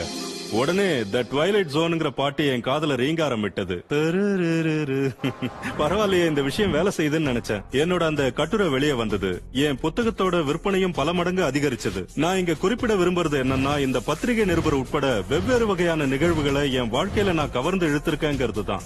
நான் நினைச்ச மாதிரி அந்த வருஷம் என்னால $1,00,000 சம்பாதிக்க முடியல. $92,327 தான் சம்பாதிச்சேன். அதுக்காக நான் வருத்தப்பட்டு அழுதன்னு நினைக்கிறீங்களா? இல்ல, இது ரொம்ப அதிசயமான விஷயம் தான் நினைச்சேன். என் மனைவி என்கிட்ட வந்து நீங்க $1 மில்லியன் சம்பாதிக்கணும்னு நினைச்சா அது நடக்குமான்னு கேட்டா. அதுக்கு நான் எனக்கு தெரியாது, இருந்தாலும் முயற்சி பண்றேன்னு சொன்னேன். நான் எழுதின சிக்கன் சூப் ஃபார் த சேல்ங்கிற புத்தகத்துக்கான ராயல்டி தொகையை காசோலையா எழுதும் போது பதிப்பாளர் கையெழுத்துக்கு பக்கத்துல ஒரு சிரிக்கிற பொம்மையை போட்டாரு. ஏன்னா காசோலையோட மதிப்பு $1 மில்லியன். என் சோதனைக்கு என் சொந்த அனுபவத்திலேயே பதில் கிடைச்சது. இந்த ரகசியம் வேலை செய்யுமான்னு நான் சோதிச்சு பார்த்தேன். ஆனா சந்தேகத்துக்கு இடம் இல்லாம இந்த ரகசியம் வேலை செஞ்சது. அந்த தளத்துல இருந்துதான் தினமும் நான் என் வாழ்க்கையை வாழ்ந்துகிட்டு இருக்கேன். இந்த படத்தை பார்த்துட்டு இருக்கிற ஏராளமான மக்கள் என்ன சிந்திக்கிறாங்கன்னு தெரியுமா? வாழ்க்கையில நான் அதிகமான பணத்தை கவர்ந்து இழுக்கிறது எப்படின்னு யோசிச்சுட்டு இருக்காங்க. செல்வத்தையும் செழிப்பையும் அடையிறது எப்படி, அதிகமான பணத்தை அடையிறது எப்படி. நான் நேசிக்கிற என்னோட வேலையில இருந்துகிட்டே என்னோட கிரெடிட் கார்டு கடன் அடைக்க முடியுமா? ஏன்னா என்னோட வேலை மூலமா எனக்கு வர்ற பணத்துக்கு ஒரு உச்சவரம்பு இருக்கு இல்லையா? அதிகமான பணத்தை நான் கவர்ந்து இழுக்கிறது எப்படி? பிரபஞ்சத்துக்கு விண்ணப்பம் போடுங்க. இந்த படம் மூலமா ரகசியம் பத்தி நாம பேசிட்டு இருக்கிற ஒரு விஷயத்துக்கு மறுபடியும் போகலாம். பிரபஞ்சத்தோட பொருட்பட்டியல்ல இருந்து உங்களுக்கு தேவையானதை கேட்கறது மட்டும்தான் உங்களோட வேலை. அந்த பட்டியல்ல தேவைப்படுறது பணம்னா உங்களுக்கு எவ்வளவு பணம் தேவைன்னு மட்டும் கேளுங்க. அடுத்த 30 நாளைக்குள்ள $25,000 எனக்கு எதிர்பாராத வருமானம் கிடைக்கணும்னு நீங்க பிரபஞ்சத்துக்கிட்ட கேளுங்க. இல்ல உங்களுக்கு பிடிச்ச வேற எதையாவது கேளுங்க. அது நீங்க நம்புற மாதிரி இருக்கணும். கடன்ல இருந்து வெளியே வரதுதான் பலருக்கு குறிக்கோளா இருக்கு. அந்த எண்ணம் உங்களை கடன்லயே அழுத்தி வச்சிரும். நீங்க நினைக்கிறது தானே நீங்க கவர்ந்து இழுப்பீங்க. ஆனா கடன்ல இருந்து வெளியேறணும் தானே நான் நினைச்சேன்னு நீங்க சொல்லுவீங்க. கடன் பத்திய சிந்தனை இருக்கிறதுனால கடனை தான் நீங்க கவர்ந்து இழுப்பீங்க. கடனை திருப்பி கொடுக்க ஒரு செயல் திட்டத்தை உருவாக்கிட்டு செல்வ செழிப்பு மேல உங்க கவனத்தை செலுத்துங்க. அடுத்த வருஷம் என்னோட வருமானத்தை ரெட்டிப்பாக்க விரும்புறேன்னு பல பேர் என்கிட்ட சொல்றாங்க. ஆனா அவங்க செயலை பார்த்தா அதை நிகழ்த்த போற காரியங்கள்ல ஈடுபட்டிருக்கிறவங்களோட நடவடிக்கை மாதிரி இருக்காது. உடனே அவங்க இது நமக்கு சரிப்பட்டு வராதுன்னு சொல்லுவாங்க. அதுக்கப்புறம் என்ன நடக்கும்? உங்கள் விருப்பம், எனக்கு கட்டளை. இல்லாமையில பற்றாக்குறையில நீங்க கவனம் செலுத்தும் போது நீங்க அத பத்தி குடும்பத்துக்கிட்ட புகார் சொல்லுவீங்க, நண்பர்கள் கிட்ட விவாதிப்பீங்க, நம்ம கிட்ட போதுமான அளவு பணம் இல்லன்னு குழந்தைங்க கிட்ட சொல்லுவீங்க, நமக்கு அந்த பொருளை வாங்க சக்தி இல்லன்னுவீங்க. அப்படி சொன்னா உங்களால ஒரு நாளும் நிச்சயம் அந்த பொருளை வாங்க முடியாது. ஏன்னா இல்லாமங்கிற சூழ்நிலைய நீங்க மறுபடி கவர்ந்து இழுக்கிறீங்க. உங்களுக்கு செல்வ செழிப்பு வேணுமா? உங்களுக்கு அபரிமிதமான பணம் வேணுமா? அப்ப அபரிமிதத்துல கவனம் செலுத்துங்க, செல்வ செழிப்புல கவனம் செலுத்துங்க. இந்த ரகசியத்தை தெரிஞ்சுகிட்ட புதுசுல எனக்கு நான் செலுத்த வேண்டிய பில்லெல்லாம் அஞ்சல் மூலமா ஏராளமா கத்தையா வரும். உடனே நான் அதை எப்படி மாத்தலாம்னு நினைச்சேன். நீங்க கவனம் செலுத்துறதான் உங்க பக்கம் ஈர்ப்பீங்கன்னு ஈர்ப்பு விதி சொல்லுது. அதனால நான் என் வங்கி கணக்கு விவர அறிக்கைய வாங்கினேன். அதுல இருந்த மொத்த தொகையை வெள்ளை வண்ணத்தால அழிச்சிட்டு கணக்குல எவ்வளவு இருக்கணும்னு நான் விரும்பணும் அந்த தொகையை எழுதினேன். அதுக்கப்புறம் அஞ்சல் மூலமா காசோலைகள் வர்ற மாதிரி அகக்காட்சி படைப்புல ஈடுபட்டா என்னன்னு யோசிச்சேன். அது மாதிரியே செஞ்சேன். ஒரு மாசத்துல நிலைமை மாறிச்சு. நம்பவே முடியாத அளவுக்கு அற்புதம் நடந்தது. அஞ்சல் மூலமா எனக்கு காசோலைகள் வந்துகிட்டே இருந்தது. பில்லும் வரும், ஆனா காசோலைகள் தான் அதிகமா வரும். பணம் வேணும்னா நம்ம கடுமையா உழைக்கணுங்கிற அறிவுரைகளுக்கு நடுவுல தான் நான் வளர்ந்தேன். அதனால நான் அந்த பணம் எனக்கு சுலபமா அடிக்கடி வருதுன்னு மாத்திக்கிட்டேன். முதல்ல அது பொய் மாதிரி தோணும் இல்லையா? உங்க மூளையோட ஒரு பகுதி இது நடக்காதுன்னு கூச்சல் போடும். உங்க மனசுக்கும் உங்களுக்கும் கொஞ்ச காலத்துக்கு டென்னிஸ் போட்டி மாதிரி ஒண்ணு நடக்கும். செல்வத்தை சேகரிக்கணும்னு வரும்போது அது வெறும் மனநிலை தான். உங்க சிந்தனையை பொறுத்துதான் அது அமையும். நான் கொடுக்கிற பயிற்சிகள்ல 80% மக்களோட மனநிலை பத்தியும் அவங்க எப்படி சிந்திக்கிறாங்கங்கறத பத்தியுமே இருக்கும். உங்களால முடியும், என்னால அது முடியாதுன்னு நிறைய பேர் சொல்றாங்க. பணத்தோட மக்களுக்கு இருக்கிற அக உறவையும் அது கூட அவங்க நடத்துற உரையாடலையும் தங்களால மாத்த முடியும்னு அவங்க நம்பணும். ஏராளமா பணம் சம்பாதிக்கிற நிறைய பேரை எனக்கு நல்லா தெரியும். ஆனா அவங்க உறவு முறைகள் மோசமா இருக்கும். புரிஞ்சுக்க இது கொஞ்சம் கஷ்டம்தான். ஆனா இது உண்மையான செல்வம் ஆயிடாது. பணத்துக்கு பின்னால போய் நீங்க பணக்காரர் ஆயிடலாம், ஆனா அது நீங்க உண்மையான செல்வத்தை சம்பாதிக்கிறத உறுதி செய்யாது. பணம் செல்வத்தோட ஒரு பகுதி இல்லன்னு நான் சொல்ல வரல, அது நிச்சயமா ஒரு பகுதி தான், ஆனா ஒரு சின்ன பகுதி. அப்புறம் ஆன்மீகத்துல ஈடுபட்டுகிட்டு இருக்க பல பேரை நான் சந்திக்கிறேன். அவங்க வறுமையிலயும் ஆரோக்கியம் இல்லாமலும் இருக்காங்க. அதுவும் உண்மையான செல்வம் இல்ல. வாழ்க்கைனா அது எல்லா விஷயத்திலயும் அபரிமிதமானதா இருக்கணும். மேற்கத்திய கலாச்சாரத்துல பல பேர் வெற்றிக்காக போராடிட்டு இருக்காங்க. அவங்களுக்கு அற்புதமான வீடு வேணும், தொழில் சிறப்பா இருக்கணும், இன்னும் பல பொருள் வேணும்னு நினைக்கிறாங்க. இதெல்லாம் நாம உண்மையா விரும்புற மகிழ்ச்சிக்கு உத்தரவாதம் அளிக்க வேண்டிய கட்டாயம் இல்லைன்னு எங்களோட ஆய்வுகள் மூலம் தெரியுது. அப்ப சந்தோஷம்னா என்ன? இந்த புறப்பொருள் எல்லாம் நமக்கு மகிழ்ச்சியை தருதுன்னு அதையே நாம துரத்திக்கிட்டு இருக்கோம். ஆனா அது பின்னோக்கி போற மாதிரி. நீங்க முதல்ல மகிழ்ச்சி, அக அமைதி, அகநோக்குக்கு பின்னால போங்க.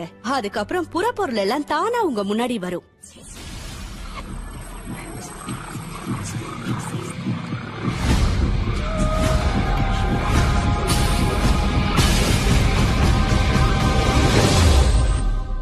அந்த ரகசியம் என்னன்னு நான் உங்களுக்கு சொல்லணும்னா, நாம வாழற இந்த பிரபஞ்சத்தோட சிருஷ்டிகர்த்தா.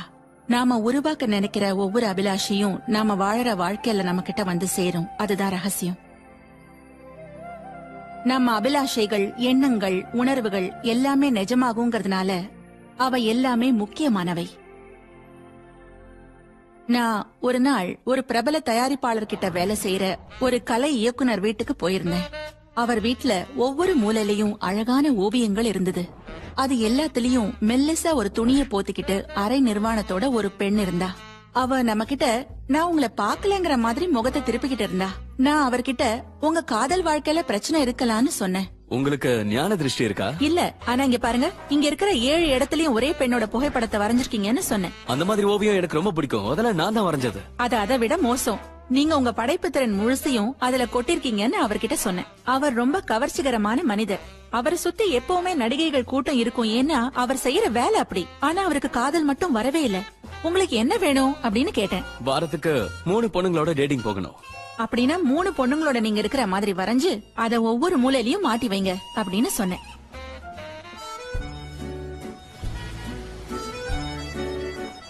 ஆறு மாசம் கழிச்சு அவரை நான் பார்த்த போது உங்களோட காதல் வாழ்க்கை எப்படி இருக்குன்னு கேட்டேன். பிரமாதமா இருக்கு. பல பெண்கள் என்ன டேட்டிங்க்கு கூப்பிடுறாங்க. அதத்தானே நீங்க விரும்புனீங்க. இப்ப நான் வாரத்துக்கு 3 டேட்டிங் போறேன். நிறைய பேர் எனக்காக போட்டி போடுறாங்க. கொடுத்து வச்சவர்னு சொன்னேன். நான் இதுல கொஞ்சம் யோசிச்சு முடிவு எடுக்கணும். நான் காதலிக்க போறேன், அது மட்டும் இல்ல கல்யாணம் பண்ணிக்க போறேன் அப்படின்னு சொன்னாரு. அப்படின்னா அதையும் வரைங்க அப்படின்னு நான் சொன்னேன். காதல் நயமிக்க ஒரு உறவை ஓவியமா அவர் வரைஞ்சாரு. 1 வருஷம் கழிச்சு கல்யாணம் பண்ணிக்கிட்டாரு. இப்ப ரொம்ப சந்தோஷமா இருக்காரு. அவரோட விருப்பத்தை தெளிவா வெளியே சொன்னதுனால இது நடந்தது. பல வருஷமா அத தனக்குள்ளேயே வச்சிருந்தாரு. ஆனா அது நடக்கல.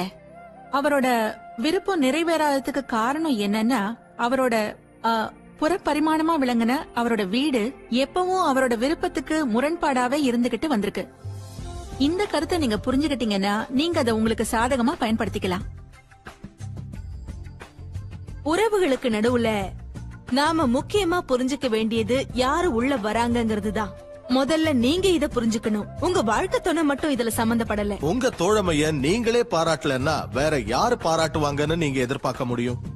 அதனால ஈர்ப்பு விதி அல்லது ரகசியத்தின் சாராம்சமே அதை உங்க வாழ்க்கையில கொண்டு வரதுதாங்கிறத நீங்க தெளிவா புரிஞ்சுக்கணும். இந்த கேள்வியை கொஞ்சம் சிந்திச்சு பாருங்க. மத்தவங்க உங்களை எப்படி நடத்தணும்னு எதிர்பார்க்கறீங்களோ அந்த மாதிரி நீங்க மத்தவங்களை நடத்துறீங்களா? உங்களோட தீர்வா நீங்களே மாறிடுங்க. மத்தவங்களை சுட்டி காட்டி நீ எனக்கு கடமைப்பட்டிருக்கேன்னு சொல்லாம உங்களுக்கு நீங்களே அதிகமா கொடுத்துக்கங்க. அதுக்காக நீங்க தனியா நேரம் ஒதுக்கிக்கங்க. பொங்கி வழியிற அளவுக்கு நீங்க உங்களையே நிரப்பிக்கங்க. அப்பதான் நீங்க அடுத்தவங்களுக்கு வாரி கொடுக்கறதுக்கு வசதியா இருக்கும். நான் என் சொந்த அழக பார்க்க தவறிட்டதால என் துணைவர் எனக்கு என் அழக காட்டுவாருன்னு நினைச்சு நானும் பல உறவுகள்ல இறங்கி பார்த்தேன். என்னோட வளர்ற பருவத்துல என்னோட கதாநாயகிகள்லாம் யார் தெரியுமா? பயோனிக் உமன், வண்டர் உமன், அப்புறம் சார்லிஸ் ஏஞ்சல்ஸ் போன்றவங்க தான். அவங்க அற்புதமா இருந்தாலும் என்ன போல இல்ல. நான் லிசாவோட காதல் வலையில விழற வரைக்கும் என்னோட காப்பி கொட்ட நிறத்தோல், முழு உதடுகள், உருண்டையான இடுப்பு, சுருண்ட சுருள் முடி, இது எல்லாத்தையும் நானே நேசிக்கிற வரைக்கும் உலகத்துல இருந்த வேற யாரும் என்னையும் என் அழகையும் ரசிக்கல நேசிக்கலங்கிறது தான் உண்மை. உங்களை பத்தி பிரமாதமான ஒரு விஷயம் இருக்கு. அத நான் 44 வருஷமா படிச்சு தெரிஞ்சுகிட்டு இருக்கேன். அதுக்காக எனக்கே நான் பாராட்ட தெரிவிச்சுக்கிறேன். முதல்ல நீங்க உங்களை நேசிக்க கத்துக்கணும். அதாவது நான் தற்பெருமையை பத்தி பேசல, உங்க மேல நீங்க வச்சிருக்கிற சுயமரியாதையை பத்தி சொல்றேன். உங்களை நேசிச்சீங்கன்னா மத்தவங்களையும் நேசிப்பீங்க. உறவுகள்ல நாம பொதுவா அடுத்தவங்கள குறை சொல்றதுதான் வழக்கம். உதாரணமா, என் கூட வேலை செய்யறவங்க சோம்பேறிங்க, என் கணவர் என்ன பைத்தியமாக்கிடுறாரு, என் குழந்தைகளோட தொல்லை தாங்க முடியல. இதெல்லாம் அடுத்தவங்க மேல செலுத்தப்படுற கவனம். உறவுகள் உண்மையிலேயே நீடிச்சு நிலைச்சு இருக்கணும்னா அவங்க கிட்ட இருக்கிற நல்ல குணங்கள் மேல நாம கவனம் செலுத்தணும். அவங்க குறைகள்ல கவனம் செலுத்தக்கூடாது. குறை சொல்லிக்கிட்டே இருந்தா அதுவே பெருசாகி நம்மள ஆட்டி படைக்கும்.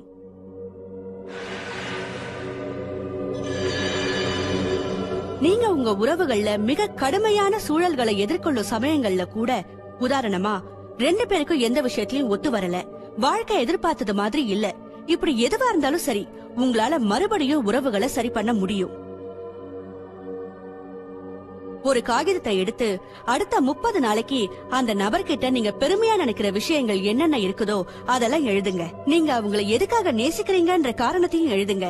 அவங்க நகைச்சுவை உணர்வு, அவங்க பரிவு போன்ற விஷயங்களை உதாரணமா சொல்லலாம். நீங்க அவங்களோட சிறப்பு அம்சங்களை ஏத்துக்கிட்டு அவங்கள பாராட்டுறதுல கவனம் செலுத்தும் போது அதுவே உங்களுக்கு இன்னும் அதிகமா கிடைக்கும். உங்க பிரச்சனையெல்லாம் சூரியனை கண்ட பனி மாதிரி விலகிடும். நாம என்னதான் முயற்சி பண்ணாலும் மத்தவங்கள நம்மளால கட்டுப்படுத்த முடியாது. யாராவது உங்க வீட்டுக்குள்ள வரும்போது அவங்க மோசமான மனநிலையில இருந்து நீங்க நல்ல மனநிலையில இருந்தா அந்த நேரத்துல உங்களுக்கும் அவங்களுக்கும் நிறைய வேறுபாடுகள் இருக்கும். ஈர்ப்பு விதி மூலமா நம்மளோட சந்தோஷத்தை நாமளே உருவாக்கிக்கிறோம். பல சந்தர்ப்பங்கள்ல உங்க சந்தோஷத்தை உருவாக்க நீங்க மத்தவங்களுக்கு ஒரு சந்தர்ப்பத்தை கொடுப்பீங்க. பெரும்பாலான நேரங்கள்ல அவங்க நீங்க எதிர்பார்க்கிற விதத்துல அதை உருவாக்குறது இல்ல.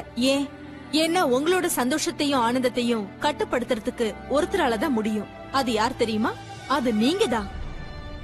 உங்களோட சந்தோஷத்தை கட்டுப்படுத்த உங்களோட வாழ்க்கை துணைவராலேயோ இல்ல உங்க குழந்தையினாலேயோ உங்க பெற்றோராலேயோ கூட முடியாது. உங்க சந்தோஷத்தை பங்கு போட்டுக்கிறதுக்கு அவங்களுக்கு ஒரு வாய்ப்பு கொடுக்கப்பட்டிருக்கு, அவ்வளவுதான். உங்களோட மகிழ்ச்சி உங்களுக்குள்ளதான் இருக்கு.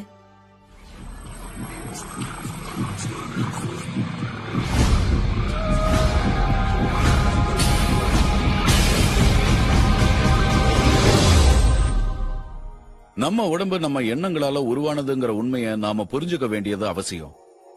நம்ம எண்ணங்களும் உணர்ச்சிகளும் நம்ம உடம்போட பௌதீக தன்மையையும் அதோட அமைப்பையும் இயக்கத்தையும் எவ்வளவு தூரம் உண்மையிலேயே தீர்மானிக்குதுங்கிறத மருத்துவ அறிவியல்ல நாம இப்ப புரிஞ்சுக்க துவங்கி இருக்கோம். பிணிநீக்க கலையில பிளசிபோ விளைவுன்னு ஒண்ணு இருக்கிறது எல்லாருக்கும் தெரியும்.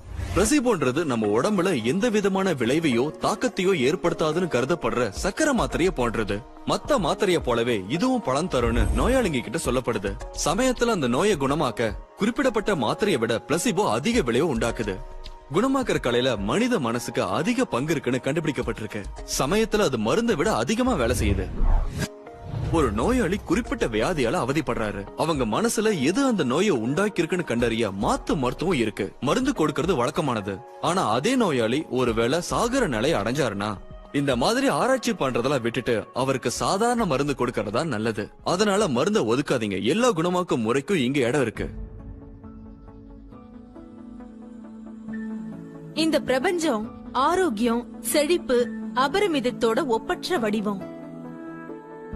நீங்க திறந்த மனசோட பிரபஞ்சத்தோட அபரிமித உணர்வை அணுக முடிஞ்சா பிரபஞ்சம் உங்களுக்காக அளிக்க காத்திருக்கும் பல அற்புதமான அதிசயமான விஷயங்களை நீங்க அனுபவிப்பீங்க.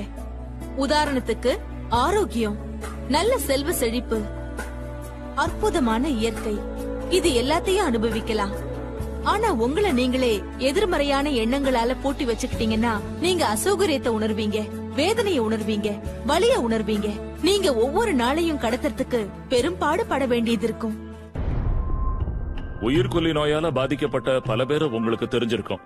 நோயோட ஆங்கில வார்த்தைய டிஸ்ஈஸ்னு பிரிச்சு பாருங்களேன். அது ஒரு தளர்வு நிலையில இல்லாத உடம்பு. நம்மிடையே ஆயிரக்கணக்கான வியாதிகளும் விதவிதமான நோய் கண்டுபிடிப்பு முறைகளும் இருக்கு. சிக்கலே இங்கதான் ஆரம்பமாகுது. வியாதிகள் எல்லாம் ஒரே காரணத்தினாலதான் ஏற்படுது. அதுதான் மன இறுக்கம். மன இறுக்கம் அதிகரிக்கும் போது உடல்ல இருக்கிற இணைப்பியக்க சங்கிலிகளின் கண்ணிகள்ல ஒண்ணு தெரிக்குது. நமக்கு ஏற்றத்தாழ்வான கண்ணோட்டம் இருக்கிறதையோ, நாம நன்றியோட இல்லைங்கிறதையோ நாம தெரிஞ்சுக்க உதவ நமக்கு தகவல் அளிக்கும் விதமா தான் உடல் கூறு நோயை உருவாக்குது. அதனால உடல் சமிக்கைகளையும் அறிகுறிகளையும் கண்டு கலங்க தேவையில்லை.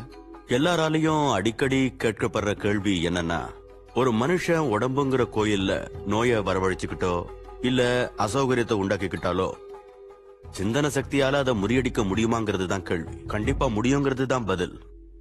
நவம்பர் 23 எனக்கு மார்பக புற்றுநோய் இருக்குன்னு மருத்துவர்கள் கண்டுபிடிச்சாங்க. நான் என் பலமான நம்பிக்கையோட உறுதுணையால அந்த நோய் ஏற்கனவே குணமாகிட்டதா மனசார நம்பினேன். ஒவ்வொரு நாளும் நான் என்ன குணமாக்குனதுக்கு நன்றின்னு சொல்லுவேன்.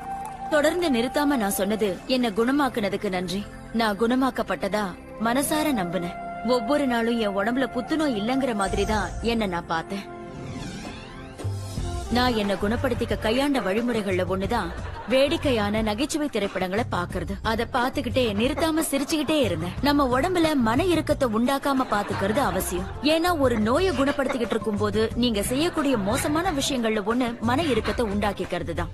எனக்கு நோய் கண்டுபிடிக்கப்பட்ட நவம்பர் 23 இருந்து நான் குணமாக்கப்பட்ட நாள் வரைக்கும் மொத்தம் 3 மாசம் ஆச்சுங்கிறது தான் உண்மை. கதிர்வீச்சும் வேதி சிகிச்சையும் இல்லாமலேயே இந்த அற்புதம் நடந்திருக்கு. நாம எல்லாரும் ஒரு அடிப்படை திட்டத்தோட தான் பிறந்திருக்கோம். அதுதான் சுய பிணி நீக்கம். உங்களுக்கு ஒரு காயம் ஏற்பட்டா அது தானாவே சரியாயிடுது. உங்களுக்கு ஒரு நுண்ணுயிரி தாக்குதல் ஏற்படும் போது உடலோட நோய் தடுப்பு அமைப்பு அந்த நுண்ணுயிரி அழிச்சு நோயை குணமாக்குது. நோய் தடுப்பு அமைப்போட நோக்கமே நோயை குணமாக்குறது தான். நோய்களால ஆரோக்கியமான உணர்வு பூர்வமான நிலையில இருக்கிற ஒரு உடம்புல குடியிருக்க முடியாது. உங்க உடம்பு ஒவ்வொரு நொடியும் லட்சக்கணக்கான உயிரணுக்களை வெளியேற்றிக்கிட்டு இருக்கு. அதே சமயம் லட்சக்கணக்கான உயிரணுக்களை உற்பத்தியும் செய்யுது. உண்மையை சொல்லணும்னா நம்ம உடம்போட பகுதிகள் ஒவ்வொன்றும் தினமும் புதுப்பிக்கப்படுது. சில பகுதிகளுக்கு மாச கணக்காகும், சிலதுக்கு 1-2 வருஷம் கூட ஆகலாம். சில வருஷங்களே நம்ம ஒவ்வொருத்தருக்கும் ஒரு புத்தம் புது பௌதீக உடம்பு கிடைக்குது. உங்களுக்கு ஒரு நோய் இருந்து அதுல நீங்க கவனம் செலுத்தி அதை பத்தி மத்தவங்க கிட்ட பேசிக்கிட்டு இருக்கிறது மூலமா அந்த நோயோட அணுக்களை நீங்க இன்னும் அதிகமா உற்பத்தி செய்யறீங்க. நீங்க ஒரு ஆரோக்கியமான உடலோட வாழறதா கற்பனை செஞ்சுக்கங்க. அந்த நோயை கவனிக்கிற பொறுப்பை உங்க மருத்துவர்கிட்ட விட்டுடுங்க. ஒரே வியாதியால பாதிக்கப்பட்ட 2 பேர் இருக்கிறதா வச்சுக்குவோம். அதுல ஒருத்தர் மகிழ்ச்சி குறித்து கவனம் செலுத்த முடிவு செய்யறாங்க. நம்பிக்கையோட வாழற பாதைய அவங்க தேர்ந்தெடுக்கிறாங்க. நல்லது நடக்குங்கிற நம்பிக்கை அவங்களுக்குள்ள இருக்கு. அவங்க வாழ்க்கையில மகிழ்ச்சியோடவும் நன்றி உணர்வோடவும் இருக்க வேண்டியதுக்கான எல்லா காரணங்கள் மேலயும் கவனம் செலுத்துறாங்க. அந்த 2வது நபர் அவங்களுக்கும் அதே நோய்தான். ஆனா அவங்க தன்னோட நோய் மேலேயே கவனத்தை செலுத்துறாங்க. தன்னோட வலி மேலையும் தன்னோட சுய பச்சாதாபத்து மேலையும் கவனம் செலுத்துறாங்க. தங்களோட நோய் அறிகுறியில எது தவறா போச்சுங்கிற ஆராய்ச்சியில முழு கவனத்தை செலுத்தும் போது அந்த நோய் நீடிக்க வழி செய்யறாங்க. சரியில்லாத உடல்நிலையில இருந்து சரியான உடல்நிலைக்கு அவங்களோட கவனத்தை மாத்தாத வரை அவங்களால குணமாக முடியாது. ஏன்னா அதுதான் ஈர்ப்பு விதி. சந்தோஷமான எண்ணங்கள் மகிழ்ச்சியான உயிர் வேதியியலுக்கு வழிவகை செய்யும், ஆரோக்கியமான ஒரு உடலை ஏற்படுத்தும். ஆனா எதிர்மறை எண்ணங்களும் மன இறுக்கமும் நம்ம உடல்நிலையை மோசமாக்கி மூளையோட செயல்பாட்டை பாதிக்குதுன்னு தெரிய வந்திருக்கு. ஏன்னா நம்ம எண்ணங்கள் தான் நம்மளோட உடம்ப மறுதொகுப்பு செஞ்சுக்கிட்டு இருக்கு, மறு சீரமைப்பு செய்யுது, மறு உருவாக்கம் செஞ்சுக்கிட்டு இருக்கு. மன இறுக்கத்தை முதல்ல உங்க உடம்புல இருந்து வெளியேத்துங்க. அதுக்கப்புறம் உங்க உடம்பு எதுக்காக வடிவமைக்கப்பட்டிருக்கோ அதை செய்யும். அது தன்னைத்தானே சுயமா குணப்படுத்திக்கும். சிறுநீரகங்கள் மறுபடியும் வேலை செய்யறதையும், புற்றுநோய் உடம்புல இருந்து கரையறதையும், அப்புறம் இழந்த பார்வை மறுபடியும் கிடைக்கிறதையும் நான் பார்த்திருக்கேன். குணப்படுத்த முடியாதுங்கிறதுக்கு உள்ள இருந்து குணப்படுத்தலான்னு ஒரு அர்த்தம் இருக்கு. உங்க வாழ்க்கைய உங்களால மாத்திக்க முடியும். உங்களை நீங்களே குணப்படுத்திக்க முடியும். மார்ச் மாசம் 10ஆம் தேதி 1981 என்னோட வாழ்க்கையே மாத்தின நாள் அதுதான். அந்த நாளை என்னால மறக்கவே முடியாது. நான் ஓட்டிக்கிட்டு இருந்த விமானம் திடீர்னு நொறுங்கி விழுந்துருச்சு.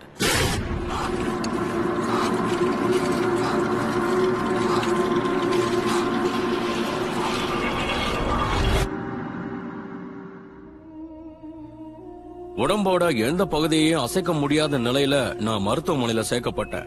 என் முதுகெலும்பு நொறுங்கி இருந்தது. கழுத்து பக்கத்துல இருந்த முதல் 2 தண்டெலும்புங்க உடைஞ்சிருந்தது. விழுங்கும் திறன் பாதிக்கப்பட்டிருந்தது. என்னால சாப்பிடவோ முழுங்கவோ முடியல. டயப்ரம்னு சொல்லப்படுற என்னோட உதர விதானம் பாதிக்கப்பட்டிருந்தது. என்னால செய்ய முடிஞ்சதெல்லாம் கண்களை இமைக்கிறது மட்டும்தான். நான் வாழ்நாள் முழுவதும் படுக்கையிலேயே இருக்க வேண்டியதுதானோ, என்னால கண்களை மட்டும்தான் இமைக்க முடியும்னு மருத்துவர்கள் சொல்லிட்டாங்க. அது என்ன பத்தி அவங்க கொண்டிருந்த பார்வை. அவங்க என்ன பத்தி என்ன நினைச்சுக்கிட்டு இருந்தாங்கங்கறத பத்தி நான் கவலைப்படல. என்ன பத்தி நான் என்ன நினைச்சிட்டு இருக்கேங்கிறது தான் முக்கியம். நான் மறுபடியும் இயல்பு நிலைக்கு திரும்பி மருத்துவமனையில இருந்து நடந்து வெளியே போறத என் மனசுல ஒளி காட்சியா வடிவமைச்சுக்கிட்டு இருந்தேன். மருத்துவமனையில இருந்தப்ப என்கிட்ட இருந்த ஒரே விஷயம் என்னோட மனசுதான். மனசு உங்க கையில இருந்தா நீங்க எதை வேணாலும் சரி பண்ணலாம். என்ன செயற்கை சுவாச கருவியோட இணைச்சிருந்தாங்க. என் உதர விதானம் பாதிக்கப்பட்டிருந்ததால என்னால தன்னிச்சையா சுவாசிக்க முடியாதுன்னு மருத்துவர்கள் சொல்லிட்டாங்க. ஆழமா மூச்சு விடுன்னு ஒரு குரல் மட்டும் கேட்டுக்கிட்டே இருந்தது.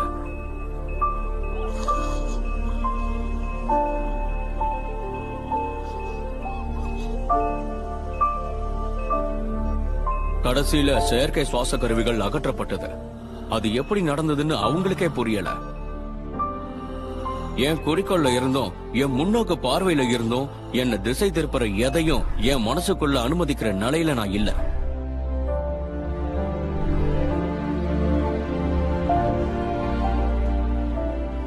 கிறிஸ்துமஸ் தினத்தன்னைக்கு மருத்துவமனையில இருந்து நடந்து வெளியே போகணும்னு ஒரு இலக்கம் நிர்ணயிச்சுக்கிட்டேன்.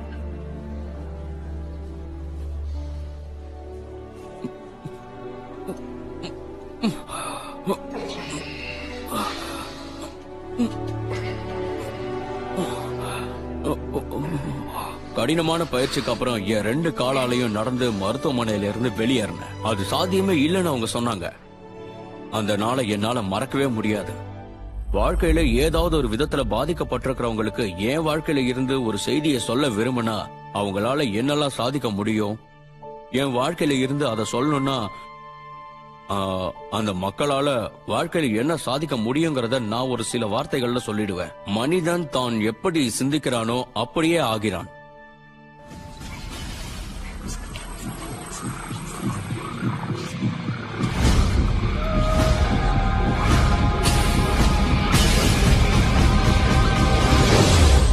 தங்களுக்கு ஒரு விஷயம் வேணும்னா அது மேல தங்களோட கவனத்தை செலுத்தி அது எனக்கு வேணும், அது எனக்கு பிடிச்சிருக்குன்னு மக்கள் சொல்றாங்க. அதே சமயத்துல ஏதாவது ஒண்ணு ஒழிக்கணும்னா நாம அது மேல கவனம் செலுத்தணும்னு மக்கள் நினைக்கிறாங்க. அப்படி செய்யறது மூலமா அத நம்ம வாழ்க்கையில இருந்து முழுசா ஒழிச்சிடலாங்கிறது அவங்களோட நம்பிக்கை. நம்ம சமூகத்துல புற்றுநோயை எதிர்த்து போராடுறதுல நாம திருப்தி அடையிறோம். வறுமையை எதிர்த்து போராடுறதுல, போதைப் பொருள் எதிர்க்கிறதுல, தீவிரவாதத்தை எதிர்க்கிறதுல, வன்முறையை எதிர்க்கிறதுல நாம திருப்தி அடைகிறோம். நமக்கு தேவையில்லைன்னு நினைக்கிற எல்லாத்தையும் நாம எதிர்க்கிறோம். நாம எது மேல கவனம் செலுத்துறோமோ அதை நாம உருவாக்குறோம். உண்மையிலேயே நாம எது மேலேயாவது கோபமா இருந்தோம்னா, உதாரணத்துக்கு நடந்துகிட்டு இருக்கிற போர் மேலேயோ, போராட்டத்திலேயோ, துயரத்திலேயோ நாம கவனம் செலுத்தினோம்னா அதுக்கு நாம சக்தி கூட்டுறோம்னு அர்த்தம். நீங்க செய்யற ஒவ்வொரு விஷயமும் உங்களுக்கு எதிர்ப்பத்தான் உண்டாக்கும். நீங்க எதிர்க்கிற ஒரு விஷயம் மேலும் வலிமையடையுது. அதுக்கு காரணம் நீங்க ஒன்னு எதிர்க்கும் போது நான் இத விரும்பல, ஏன்னா அது எனக்கு இப்படிப்பட்ட உணர்வை ஏற்படுத்துது, அதாவது நான் இப்ப அனுபவிச்சுட்டு இருக்கிற உணர்வை ஏற்படுத்துதுன்னு சொல்றீங்க. வலுவான இந்த உணர்ச்சிகளை நீங்க வெளியிடுறதுனால அது உங்களை நோக்கியே திரும்பி வருது. போர் எதிர்ப்பு இயக்கங்கள் அதிகமான போரையே உருவாக்குது. போதை மருந்து எதிர்ப்பு இயக்கம் அதிகமான போதை மருந்தையே உருவாக்குது. ஏன்னா நம்ம தேவையில்லாதது மேலேயே கவனத்தை செலுத்துறோம். நாம வாழற இந்த வாழ்க்கையில நம்பிக்கை, அன்பு, அபரிமிதத்துல வாழறது, கல்வி இல்லன்னா அமைதி, இதுல கவனம் செலுத்தாம இந்த மாதிரி பிரச்சனைகளுக்கு ஆற்றலை செலவழிக்கிறது சரின்னு உங்களுக்கு எப்படி தோணுது? அன்னை தெரசா ஒரு தடவை போர் எதிர்ப்பு ஊர்வலம் எதுலயும் நான் கலந்துக்க மாட்டேன், அமைதி பேரணி இருந்தா கூப்பிடுங்கன்னு சொன்னாங்க. ரகசியத்தை அவங்க நல்லா புரிஞ்சு வச்சிருந்தாங்க. உலகத்துக்கு எவ்வளவு பெரிய சொத்தை கொடுத்திருக்காங்க பாத்தீங்களா? நீங்க போரை எதிர்க்கிறவரா இருந்தா உடனே அமைதி விரும்பியா மாறுங்க. நீங்க பட்னியை எதிர்க்கிறவரா இருந்தா இப்பவே இன்னைக்கே அபரிமிதத்தோட ஆதரவாளரா மாறுங்க. உங்களுக்கு ஒரு குறிப்பிட்ட அரசியல்வாதியை பிடிக்கலன்னா அவரை எதிர்க்கிறவங்களுக்கு நீங்க ஆதரவாளரா மாறுங்க.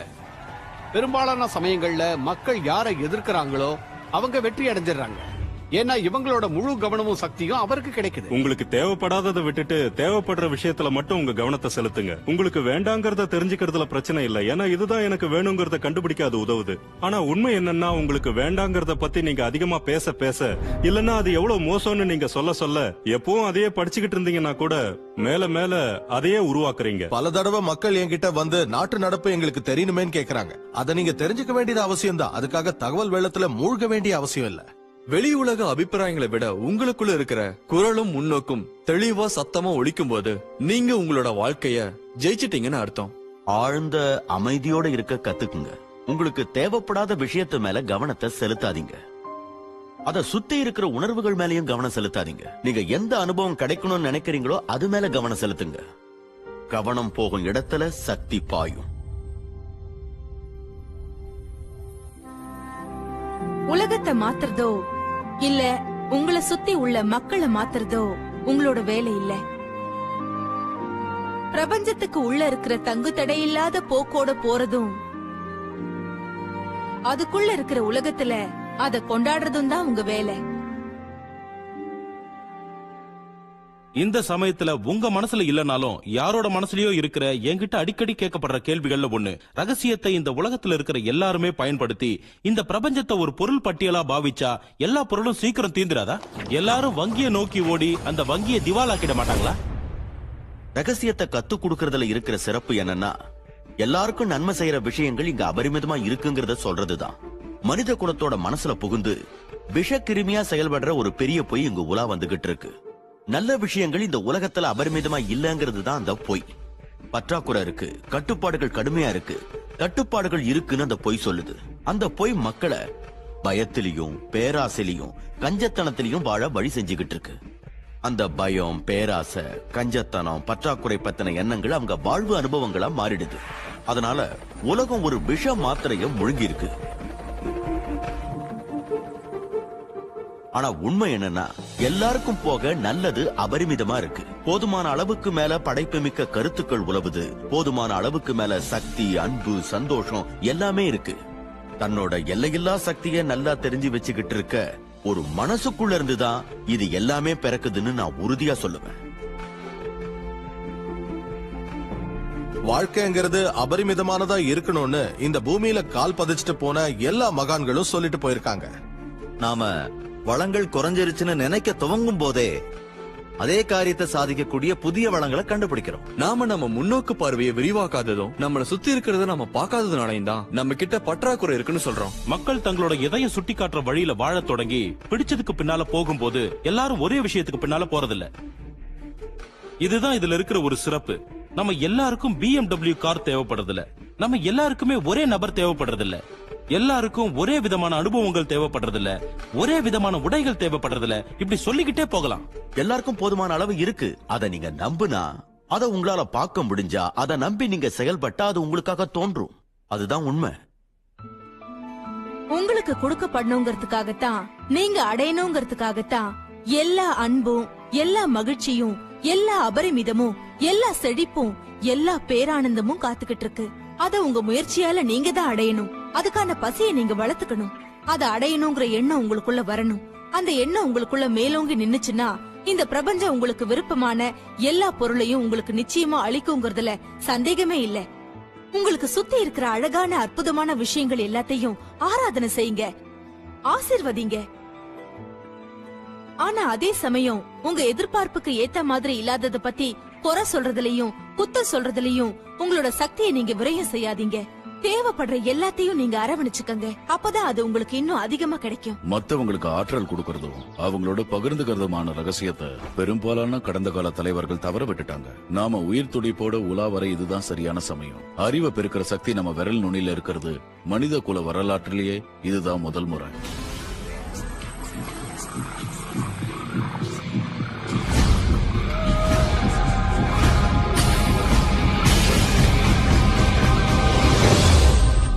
நம்மள சுத்தி இருக்கிறத, ஏன் நம்ம உடம்ப பார்க்கும்போது கூட கண்ணுக்கு தெரியறது வெளியில தலை காட்டுற சின்ன பகுதி தான். நான் சொல்றதை யோசிச்சு பாருங்க. உங்க கையை எடுத்து நல்லா உத்து பாருங்க.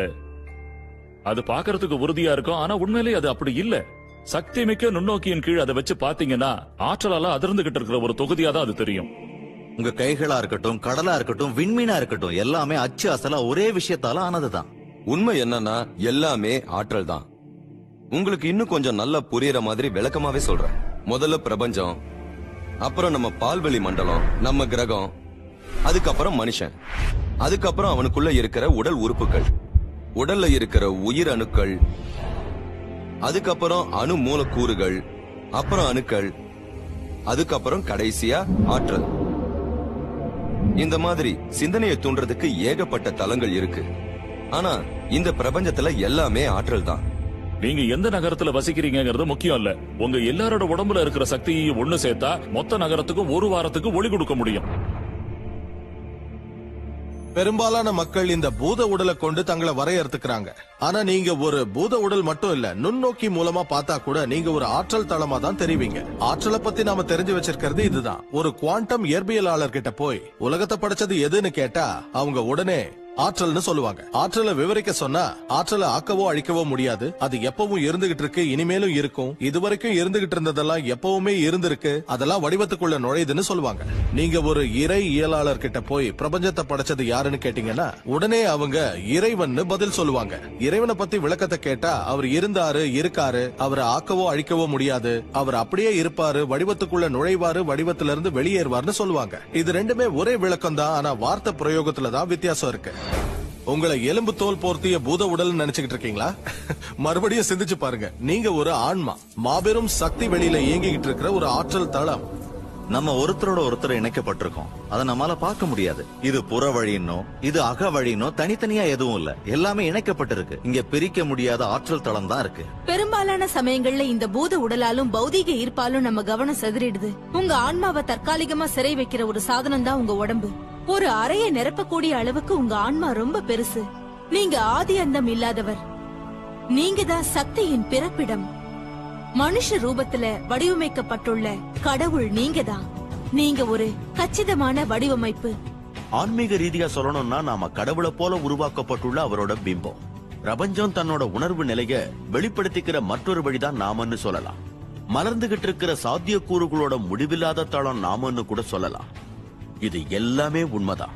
நீங்க படைப்பு மூலத்தோட வடிவா பிம்பமா உருவாக்கப்பட்டவர்னு ஒவ்வொரு பாரம்பரியமும் உங்ககிட்ட சொல்லிருக்கு. உங்களுக்கு தெய்வ வல்லமை இருக்கு, இந்த உலகத்தை ஆட்டி படைக்கிற சக்தி இருக்குன்னு அதுக்கு அர்த்தம். அதுதான் நிச்சயமான உண்மை.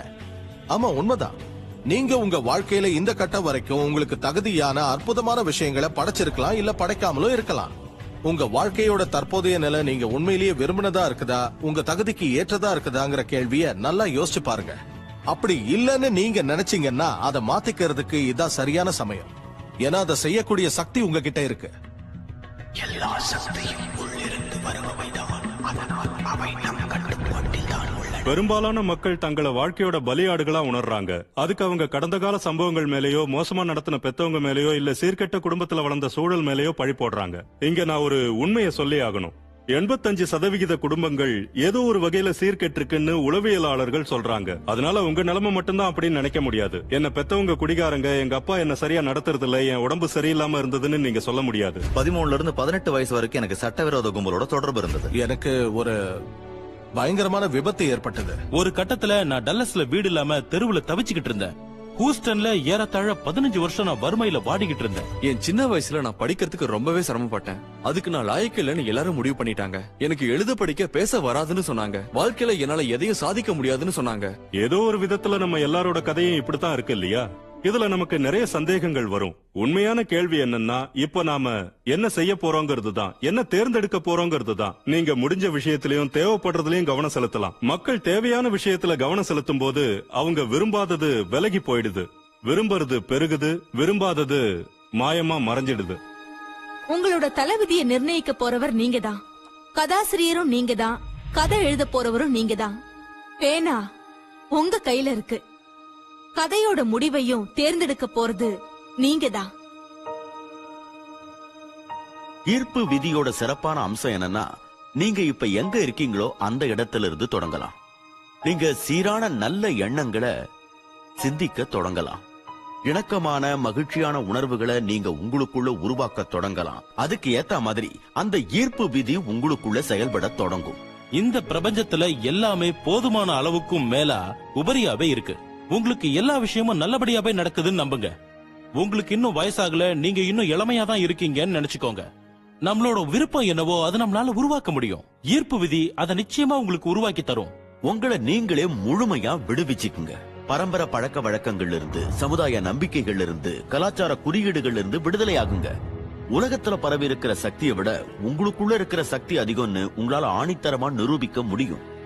நீங்க ஒரு விஷயத்த நினைச்சிட்டு இருப்பீங்க, இதெல்லாம் கேக்குறதுக்கு நல்லா இருக்கு, ஆனா இதெல்லாம் என்னால செய்ய முடியுமா? இல்லனா நான் இத செய்யறதுக்கு இவன் சம்மதிக்க மாட்டேங்கிறா, இல்லனா அவன் என்ன இத செய்ய விட மாட்டான், இல்லனா இத செய்யறதுக்கு என்கிட்ட போதுமான பணம் இல்ல, இல்லனா இத செய்யற அளவுக்கு நான் பலசாலி இல்ல, அந்த அளவுக்கு என்கிட்ட பணமும் இல்ல, என்னால முடியாதுன்னு நீங்க சிந்திச்சுக்கிட்டு இருக்கலாம். முடியாதுன்னு நீங்க சொல்ற ஒவ்வொரு வார்த்தையும் ஒரு படைப்பு தான். உங்களால் முடியும் என்று சிந்தித்தாலும் முடியாது என்று சிந்தித்தாலும் இரண்டுமே சரிதான். இதுக்கு ஏதாவது எல்லை இருக்கா? நிச்சயமா இல்லவே இல்ல. நாம எல்லாரும் எல்லையில்லாத சக்தி உடையவங்க.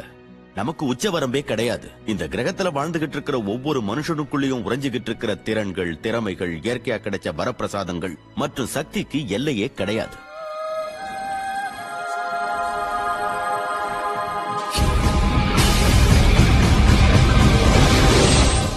உங்க வாழ்க்கையோட நோக்கம் இதுதான். உங்க வாழ்க்கையோட திட்டம் இதுதான்னு கடவுள் எழுதி வச்சிருக்கிற கரும்பலகை எதுவும் வானத்துல இல்ல. எனக்கு தெரிஞ்சு வானத்துல எந்த கரும்பலகையிலையும் நீல் டொனால்ட் வால்ஷ் ரொம்ப அழகான மனிதர், 21ஆம் நூற்றாண்டோட முற்பகுதியில் வாழ்ந்தவர்னு எழுதி இருக்காது. அதுல இருக்கிற இடைவெளிய நாம தான் பூர்த்தி செய்யணும். இந்த பூமியில நான் எதுக்கு வந்திருக்கேன், ஏன் நான் இங்க இருக்கேன்னு மட்டும்தான் புரிஞ்சுக்கணும். அந்த கரும்பலகையை கண்டுபிடிச்சு கடவுள் எனக்காக என்ன திட்டம் வச்சிருக்காருன்னு நான் தெரிஞ்சுக்கணும். ஆனா சிக்கல் என்னன்னா, அந்த மாதிரி ஒரு கரும்பலகையே கிடையாது. அப்படின்னா உங்க வாழ்க்கையோட உண்மையான நோக்கம் தான் என்ன? நீங்க சொல்றதுதான் உங்க வாழ்க்கையோட நோக்கம். நீங்க எதை வகுத்துக்கிறீங்களோ அதுதான் உங்க வாழ்க்கையோட திட்டம். இப்பவும் சரி எப்பவும் சரி, அதை யாராலையும் எடை போட முடியாது. நான் இன்னைக்கு இருக்கிற இந்த நிலைமைக்கு வர எனக்கு பல வருஷம் ஆச்சு. ஏன்னா வாழ்க்கையில நான் பெருசா சாதிக்க வேண்டியது ஏதோ ஒண்ணு இருக்கு. அதை நான் செய்யலன்னா கடவுளுக்கு திருப்தி ஏற்படாதுங்கிற எண்ணத்தோடயே நான் வாழ்க்கையில வளர்ந்திருக்கேன். மகிழ்ச்சியா இருக்கிறதும் அதை அனுபவமாக்குறதும் தான் என் வாழ்க்கையோட முதன்மையான நோக்கம்னு நான் தெரிஞ்சுக்கிட்டதுக்கு அப்புறம் எனக்கு மகிழ்ச்சியை கொடுக்கிற விஷயங்களை மட்டுமே நான் வாழ்க்கையில செய்ய தொடங்கினேன். நீங்க செய்யற காரியத்துல சந்தோஷம் இல்லைன்னா அதை நீங்க செய்யாதீங்கன்னு நான் அடிக்கடி சொல்லுவேன். மகிழ்ச்சி, அன்பு, சுதந்திரம், உவகை, சிரிப்பு, இதுதான் எல்லாமே. நீங்க 1 மணி நேரம் உட்கார்ந்து தியானம் செஞ்சா உங்களுக்கு கண்டிப்பா மகிழ்ச்சி ஏற்படும்னா முதல்ல அதை செய்யுங்க. ஒரு சலாமி சாண்ட்விட்சை சாப்பிடுறதுனால ஆனந்தம் ஏற்படும்னா முதல்ல அதை செய்யுங்க. நான் என் செல்ல பூனையை கொஞ்சும் போது ரொம்ப மகிழ்ச்சியான மனநிலையில இருக்கேன். அதனால நான் தொடர்ந்து அதே மனநிலையில இருக்க விரும்புறேன். எனக்கு அது தேவைங்கிறதுனால வாழ்க்கையில அதுதான் வேணும்னு நினைக்கிறேன். அப்படி நினைக்கிறதுனால அது எனக்கு கிடைக்குது. உங்க உள்ளுக்குள்ள இருக்கிற சந்தோஷம் தான் நீங்க வாழ்க்கையில சாதிக்கிறதுக்கும் வெற்றி அடையறதுக்கும் எரிபொருள். உங்களை மகிழ்ச்சியான மனநிலையில எது வச்சிருக்கோ அது உங்களுக்கு இன்னும் அதிகமா மகிழ்ச்சியை தரும். இந்த கணத்துல இந்த படத்தை நீங்க பாத்துக்கிட்டு இருக்கீங்க. இத உங்க வாழ்க்கையில ஈர்த்தது நீங்க தான். இத பயன்படுத்திக்கிறதுக்கு இதை எடுத்துக்கலாமா இல்ல வேண்டாமான்னு நீங்க தான் முடிவு பண்ணணும். இது உங்களுக்கு மகிழ்ச்சியை தரலன்னா அதை விட்டுடுங்க. வேற ஒரு விஷயத்தை தேர்ந்தெடுங்க. அது உங்க இதயத்தை வருடக்கூடியதா இருக்கட்டும். உங்களுக்கு எது பேரானந்தத்தை தருகிறதோ அதை செய்யுங்கள். வெறும் சுவர்கள் மட்டும் இருக்கும் இடத்தில் பிரபஞ்சம் உங்களுக்காக கதவுகளை திறந்துவிடும். உங்களுக்கு பேரானந்தத்தை எது கொடுக்குதோ அதை பின்பற்றும் போது நீங்க மகிழ்ச்சி துள்ளி குதிக்கும் வீதியில மட்டும் உலா வருவீங்க. பிரபஞ்சத்தோட அபரிமிதம் உங்களுக்காக திறந்து விடப்படும். நீங்க அன்பு செலுத்துறவங்களோட உங்க வாழ்க்கையை பகிர்ந்துக்க துடிப்பீங்க. உங்க பரவசம், பேருவகை, பேரானந்தம் எல்லாமே ஒரு காட்டு தீயா பரவும். இதத்தான் நான் எப்பவுமே செஞ்சுக்கிட்டு இருக்கேன். எனக்கு பரவசம் கொடுக்கறத, எனக்கு பேரு உவகை கொடுக்கறத, அப்புறம் எனக்கு ஊக்களிக்கிற விஷயத்த நான் செய்யறேன். இதை நான் நாள் முழுக்க செஞ்சுக்கிட்டு வரேன். வாழ்க்கையை எங்களோட சேர்ந்து கொண்டாடுங்க. ஏன்னா வாழ்க்கை ரொம்ப மகத்தானது. அது ஒரு அற்புதமான பயணம். நீங்க ஒரு வித்தியாசமான யதார்த்தத்துல வித்தியாசமான வாழ்க்கை வாழ்வீங்க. மக்கள் எல்லாம் உங்களை பார்த்து நீங்க அப்படி என்ன வித்தியாசமா செய்றீங்கன்னு கேட்பாங்க. நிச்சயமா ஒரு வித்தியாசம் இருக்கு. நீங்க ரகசியத்தை தெரிஞ்சுக்கிட்டு இருக்கீங்கிறது தான் அது. உங்களால இதை செய்ய முடியாது, நீங்க இப்படி ஆக முடியாது, நீங்க இதை பெற முடியாதுன்னு ஒரு சமயம் மக்கள் சொன்னதையெல்லாம் இப்ப உங்களால செய்ய முடியும். இப்ப நாம ஒரு புது சகாப்தத்தை நோக்கி போய்கிட்டு இருக்கோம். இதுல நாம தாண்ட வேண்டிய கடைசி கடல் நோக்கி நம்ம பயணப்படுறோம். ஸ்டார் ட்ரெக்ல வர்ற மாதிரி அது விண்வெளியா இருக்காது. ஆனா அது மனிதர்களோட மனசா இருக்க போகுது. எல்லை இல்லாத ஆற்றலோட, எல்லை இல்லாத சாத்திய கூறுகளோட வருங்காலம் என் கண்ணு முன்னால தெரியுது. நாம நம்ம மனசோட ஆற்றல்ல வெறும் 5% தான் பயன்படுத்துறோங்கிறத ஞாபகம் வச்சுக்கோங்க. சரியான கல்வி மூலம் 100% மனித ஆற்றல்ங்கிறது சாத்தியமான ஒண்ணுதான். மக்கள் தங்களோட முழு ஆற்றலையும் உபயோகிக்கிற ஒரு உலகத்தை நீங்க கற்பனை செஞ்சு பாருங்க. நாம எங்க வேணும்னாலும் போகலாம், என்ன வேணும்னாலும் செய்யலாம், எதை வேணும்னாலும் சாதிக்கலாம். உங்க தேடுதல்ல இருக்கிற நல்லதை மட்டும் நீங்க பாருங்க. ஒவ்வொரு மத புத்தகமும் நமக்கு அதைத்தான் போதிக்குது. ஒவ்வொரு சிறந்த தத்துவ புத்தகமும், ஒவ்வொரு சிறந்த தலைவரும், இதுவரைக்கும் அவதரிச்ச சிறந்த மகான்களும் இதைத்தான் சொல்றாங்க. அறிவு ஜீவிகளை தேடி போய் அவங்க கிட்ட கத்துக்குங்க. அவங்கள பலர் உங்களுக்கு இந்த படத்தின் மூலமா அறிமுகப்படுத்தப்பட்டிருக்காங்க. உண்மை என்னன்னா அவங்க எல்லாரும் இந்த ரகசியத்தை நல்லா புரிஞ்சு வச்சிருக்காங்க. இப்ப நீங்க ஒண்ணு புரிஞ்சுக்கங்க. எவ்வளவுக்கு எவ்வளவு அதை பயன்படுத்துறீங்களோ அவ்வளவுக்கு எவ்வளவு அதை புரிஞ்சுப்பீங்க. மகிழ்ச்சியா இருக்க உனக்கு எல்லா உரிமையும் உண்டுன்னு ஏதோ ஒண்ணு உங்ககிட்ட தொடர்ந்து சொல்லிக்கிட்டு இருந்ததுனாலதான் நீங்க உங்க வாழ்க்கையோட இந்த கட்டத்தை வந்து அடைஞ்சிருக்கீங்க. நீங்க இந்த உலகத்துக்கு பெருமை சேர்க்கவும் அதோட மதிப்பை கூட்டவும் அவதரிச்சிருக்கீங்க. சிறப்பாவும் மேன்மையாவும் விளங்குறதுக்காகத்தான் உருவாகி இருக்கீங்க.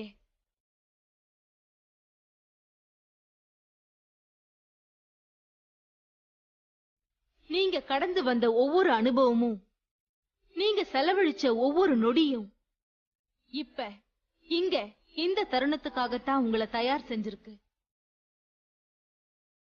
உங்க தலைவிதியை நிர்ணயிக்கிறது நீங்க தான்னு இப்ப உங்களுக்கு தெரிஞ்சிருக்கும். இப்ப உங்களுக்கு தெரிஞ்ச விஷயங்களை வச்சு இன்னையில இருந்து உங்களால என்ன செய்ய முடியுங்கிறத கற்பனை செஞ்சு பாருங்க. அந்த தருணத்துல நீங்க என்ன செய்ய போறீங்க? அந்த தருணத்தை நீங்க எப்படி பெற்றுக்கொள்ள போறீங்க? உங்க நடனத்தை வேற யாராலையும் ஆட முடியாது. உங்க பாடல வேற யாராலையும் பாட முடியாது. உங்க கதைய வேற யாராலையும் எழுத முடியாது.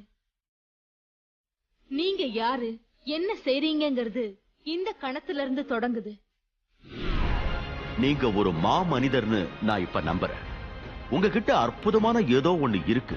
உங்க வாழ்க்கையில உங்களுக்கு இதுவரை என்ன நடந்திருந்தாலும், நீங்க உங்களை எவ்வளவு இளமையாவோ அல்லது முதுமையாவோ நினைச்சுக்கிட்டு இருந்தாலும், நீங்க சரியான சிந்தனைய சிந்திக்க தொடங்கிட்டா உங்களுக்குள்ள உறைஞ்சிருக்கிற அந்த ஏதோ ஒண்ணு இந்த உலகத்தை காட்டிலும் பெருசா இருக்கிற அந்த மாபெரும் சக்தி உருப்பெற தொடங்கும்.